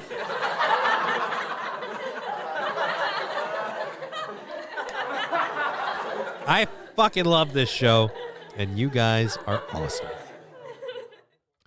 So yeah, the state rejects the man's license plate because it says love tofu. And again, I feel like this is another thing like the racist pantry thing. I think if you see a problem with it, it's on you. It's really on you. And I'll admit I saw what it said right away. I would love to fuck you. Like, yeah, I know. I get it. But hey, that's fun. Kids aren't going to see that. They're not going to figure that out. Mom and Dad, why are you laughing at it? Because tofu's a stupid food. That's why. But some asshole got offended. He said he loves to fuck you. People can't have fun anymore. Why can't we just have fun? That would be a fun license plate. That would be a fun world. You know what I would do if I got stuck behind love tofu? I would chuckle. I would laugh. I'd go, love. Oh, that means tofu. At least I hope it means tofu. That's literally how that goes. I'm picturing the scenario right now. Love tofu. I will always see tofu as to fuck you now. Like, yes, I'd like an order of tofu. And I'd be like, you'd like an order of tofu, huh? Let's go into the restroom and get that sorted out.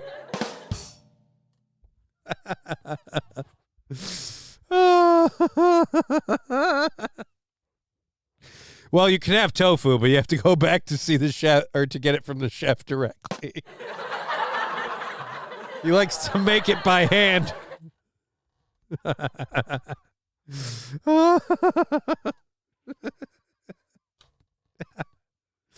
All right. So from that delightful chuckle and that amazing amount of fun, which unfortunately had to end because Janine Moose is a horrible, horrible vocal talent. A fucking vocal black hole. And I'm saying that as a guy with a somewhat annoying voice that cracks unpredictably and irregularly. Horrible.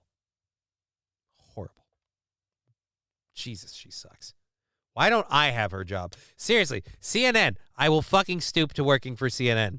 All right? I will take the pay raise, and I will stoop to working CNN. Free Young Thug. Yes, Free Young Thug, whoever the fuck that is.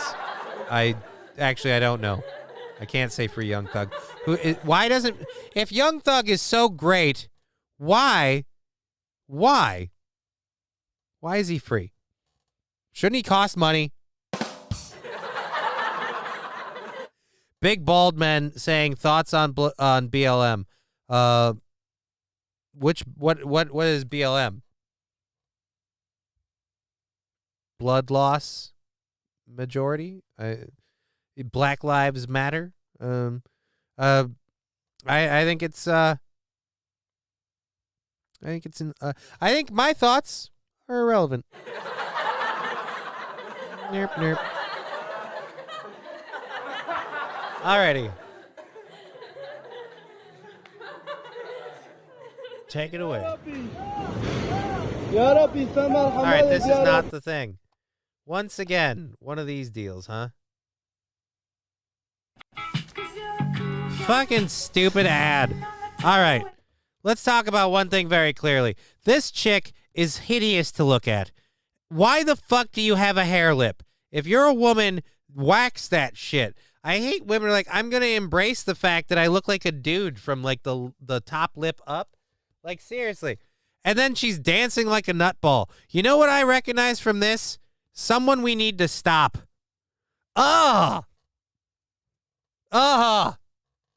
Just drones over the Ukrainian battlefield. This is not the story that we're looking for. God damn it. Fucking A, I hate this shit. Why is it...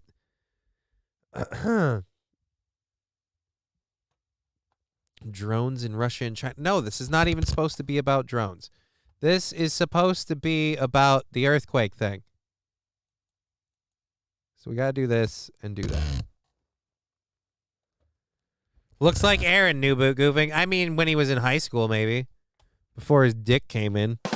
And his tits. Nigerian.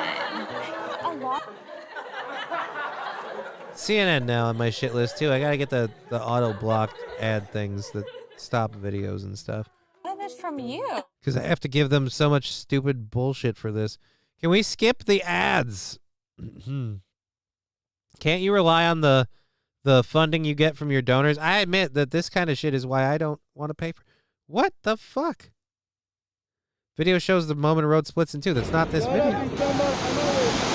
Flooding inundated the streets of Turkey. This isn't the one I looked at before, though. Okay, here it is. This is a longer video. Oh, there it goes. Several rescues were captured on video.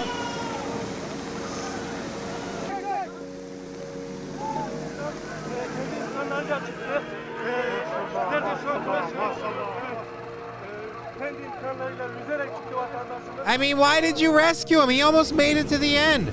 Torrential rain and flooding killed at least 14 people in 2 provinces. The deluge comes about a month after the devastating magnitude 7.8 earthquake that hit the area. Yes, and you know, you already have a bunch of buildings and a bunch of like collapsed shit. Now we're just gonna flood it all. God does not like Turkey and Syria right now.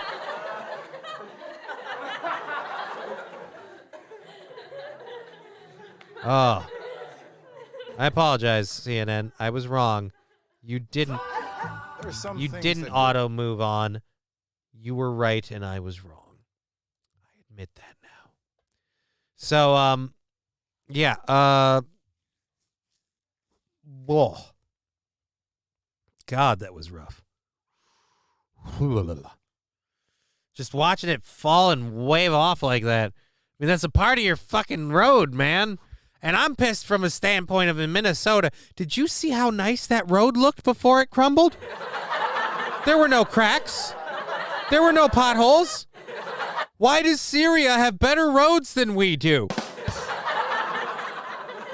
I was jealous of that road. I'm also thinking God doesn't give a fuck about Turkey. I mean, it kind of seems that way, Atomic Citizen. It doesn't seem like he's being very nice there. By the way, for everyone who's tuned in on Rumble, thank you very much. If you're on Rumble and you want to click that thumbs up button thingy, thank you. And if you want to click the likes and the thumbs up on the stuff, thank you. But yeah, so again, we have massive fucking potholes. Stories left, right, and sideways about how right now with pothole season, they have a season. There's potholes have a fucking season in Minnesota and in the fucking frozen north. And pothole season is amongst us. It's like a new thing now. Like, oh, did you get your pumpkin latte? Well, don't forget about pothole season. We have tried bombing the water. Oh, have we tried bombing the water over there? There we go. If we blow up the water...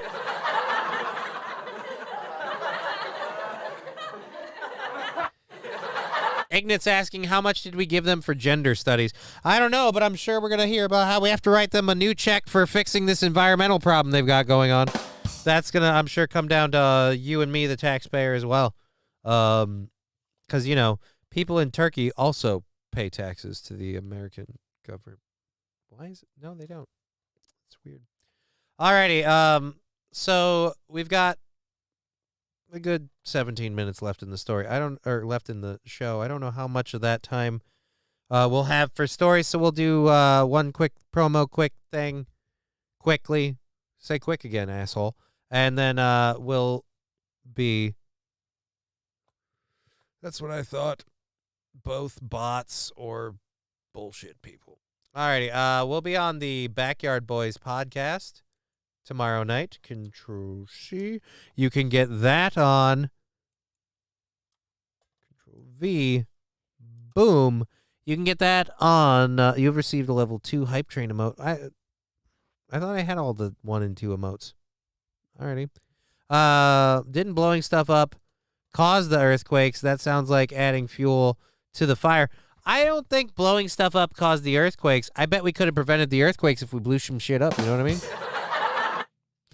Alrighty, so I will be on the BYB podcast on YouTube tomorrow at 8 p.m. Eastern Standard Time or 7 p.m. Central Standard Time, or as I call it, correct standard time. At any rate, so we'll be on that. Be sure to tune in. Tomorrow is going to be a happy hour show, which will be amazing. And that'll be even more fun for how we are by the time we get to that show. Because we'll end this show, we'll quit drinking and shit and go hang out with our daughter upstairs, and then we'll come back downstairs and mix another cocktail and have ourselves a ball. I have no idea how long I'll be on there, but I don't have a bedtime, so fucking we'll see where it goes. It'll be amazing, and I want everybody to join me. It'll be super duper fun. We're going to cover this story, and then depending on how much time we have left after that, we may just, I don't know if we'll be able to get into anything else. So let's go ahead and end that right there. Let's pop this hip over here. Alrighty. El Salvador, never to return, is locking up gangbangers in a new mega prison with the promise of no release. So they built, if you haven't heard, a 40,000 person mega prison. It now holds 4,000 prisoners. They just added 2,000 more inmates. If you're going to lock people up for their entire lives, you're going to lock them up and throw away the key. The David Chandler Comedy Basement is now closed. What? I'm not done yet. We're still live, god damn it. Are we? Are we? Yeah, we're good. So, MS-13. Aw. Is that a me joke about multiple sclerosis? But maybe the actual gang MS-13. I'm gonna be honest. I almost joined those dudes accidentally online. It's just when you have a condition, you try to find people you can relate to, and it's difficult. And when you see a group and they're listed as MS, you think multiple sclerosis. Nope. Not that at all. Alrighty, so El Salvador is filling up their mega prison, adding another 2,000 inmates as the government vows that they will never return to the streets. Again, if we're just locking them up and throwing away the key, why? I mean, honestly, what are they producing for society? This whole idea that you're going to lock them up forever for what they've done. Okay, fine. Then why don't you just put them in a permanent hole, man? I mean, I'm sorry. But we've got to take care. So these people have terrorized and victimized innocent people so much so that they cannot be trusted to be part of regular society. But we wouldn't want to hurt them. That'd be wrong. So instead, we'll pay for them forever. That's great.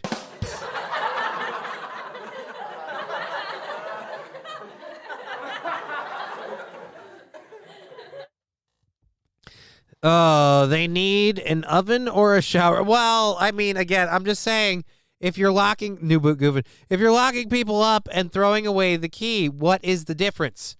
Other than the fact that you're paying for them to be, supported this whole time to some extent. They are never going to return to the communities, the neighborhoods, the barrios, the cities of our beloved El Salvador. Gustavo Villantario, Minister for Justice and Peace, said at the transport plans. The government has swept up roughly 65,000 suspected gang members since approving Salvadorian President Nayib Bukele's emergency powers in March of 2022, which also allowed it to approve and build the mega prison. The country's terrorism confinement center has a 40,000 person capacity and has already taken in over 4,000 prisoners as the government continues to crack down on an extensive gang problem. It is already at 10% of its maximum capacity just 1 month after opening. Yeah, these look like super productive members of society. Yeah, those guys look like they're really going to help. Another 3,500 of those arrested have gone free, while remaining roughly 57,000 suspects await trial. The government has widely publicized the prison, posting videos of prisoner transfers and providing an impressive inside look at the facilities. The prison is one of Latin America's largest, with 37 guard towers, 8 cell blocks that will be impossible to escape. Yeah, that's what everyone says. Dude, seriously, man. Like, again, how much are we spending on making this happen? The gang members will be taken to their cells after 2,000 were transferred. Bukele has asked for an extension of the emergency powers known as the state of exception that has allowed him to take such sweeping actions over the past year. He has pushed through the new measure following 3 days of violence that left 87 people dead, which he blamed for on the infamous MS-13 gang. Congress must still approve the extension of the anti-gang measures, but legislators are expected to do that, as they have done a dozen times before. Oh, wow, dude. Seriously, why would you get that kind of ink on you? All right, under the special powers, the right to association is suspended, and police don't have to tell someone being arrested the reason or inform them of their rights. Someone who has been arrested does not have the right to a lawyer and can be held for 15 days without seeing a judge, rather than the previous 72 hours. Around 2% of the country's adult population has ended up behind bars as a result of El Salvador's operations. Non-government organizations have tallied several thousand human rights violations and at least 80 in-custody deaths of people arrested during the state of exception. It sounds really positive, though, right? The state of exception. Atomic Citizen, the David Chandler Detention Facility is adding more detainees. I believe Granny has the butt-fucking machine ready. Let's let the butt-fuckings begin. You know what? I'm going to allow butt-fucking and butt-fucker. That, I don't know why, would be a difficult term. The David Chandler Detention Center, that is 2,000 more glory holes. I see tourism going up in El Salvador. Bend them over and try out the auto butt fucker double dong 3000 for starters.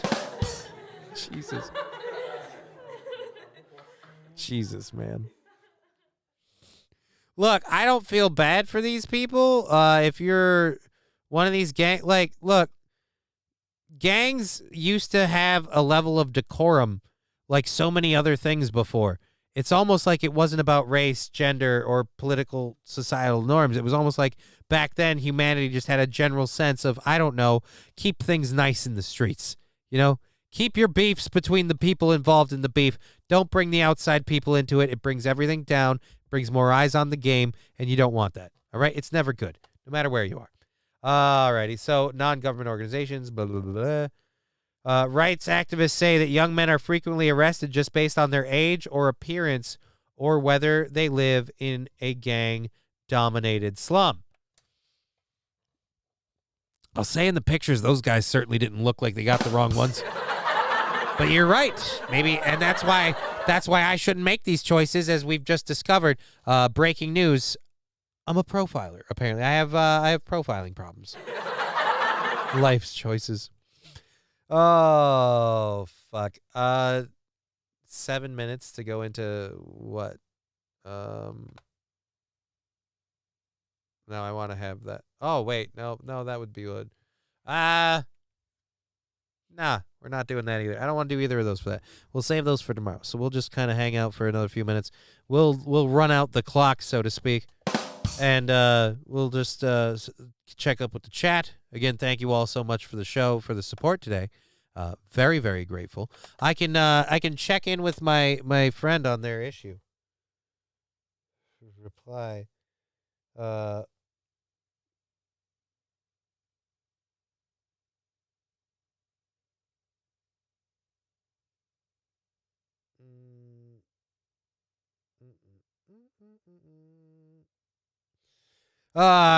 Some people don't understand. Although I did that message did get garbled. Garbled? Garbled. Alrighty. So we will be back on the Steel Toe Show tomorrow. Or not tomorrow. We'll be back on the Steel Toe Show on Monday. We're gonna be doing our Wednesday show on Rumble, only on Rumble, exclusive on Rumble, with my in-studio second mic here. The good Doc Ock is going to be with us. And the good doctor and me will be doing that show. We're going to try and get some BLM, big lesbian midget. I mean, that's a goddamn good term. I think you're behind in the chat, but awesome.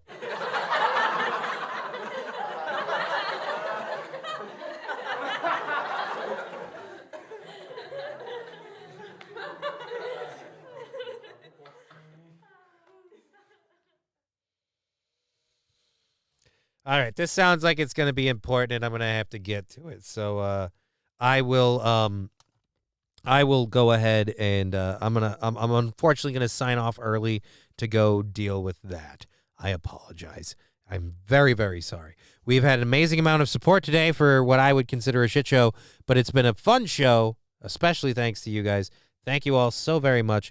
We will be back tomorrow at 2, and we will have hopefully some new stickers this Monday, and we'll be doing a happy hour show tomorrow. So those of you that want to be participating along at home, plan accordingly. And everybody else, have a good, safe day, especially with that snow and shit that's out there. We've been Johnny. You've been an audience. Bye. Hope everything is well. It's someone else's personal problems, but it's a kind of thing where, you know, sometimes you got to help talk a friend down from a ledge. You know what I mean? And like I said, I'm not going to talk about what it is, because it's not my place to say. But anyhow, good night, Johnny. We'll see you guys tomorrow. Thank you all so much. Till then.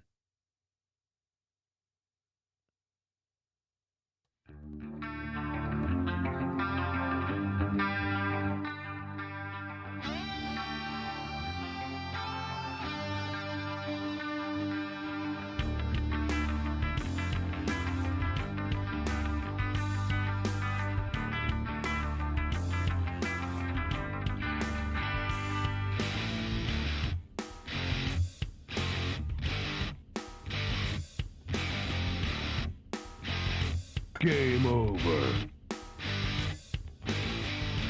Fuck! What? Fuck! Fuck! Hold on! Fuck! Fuck this fucking... How you so fucking... Fuck! Fuck! Game over, man! Game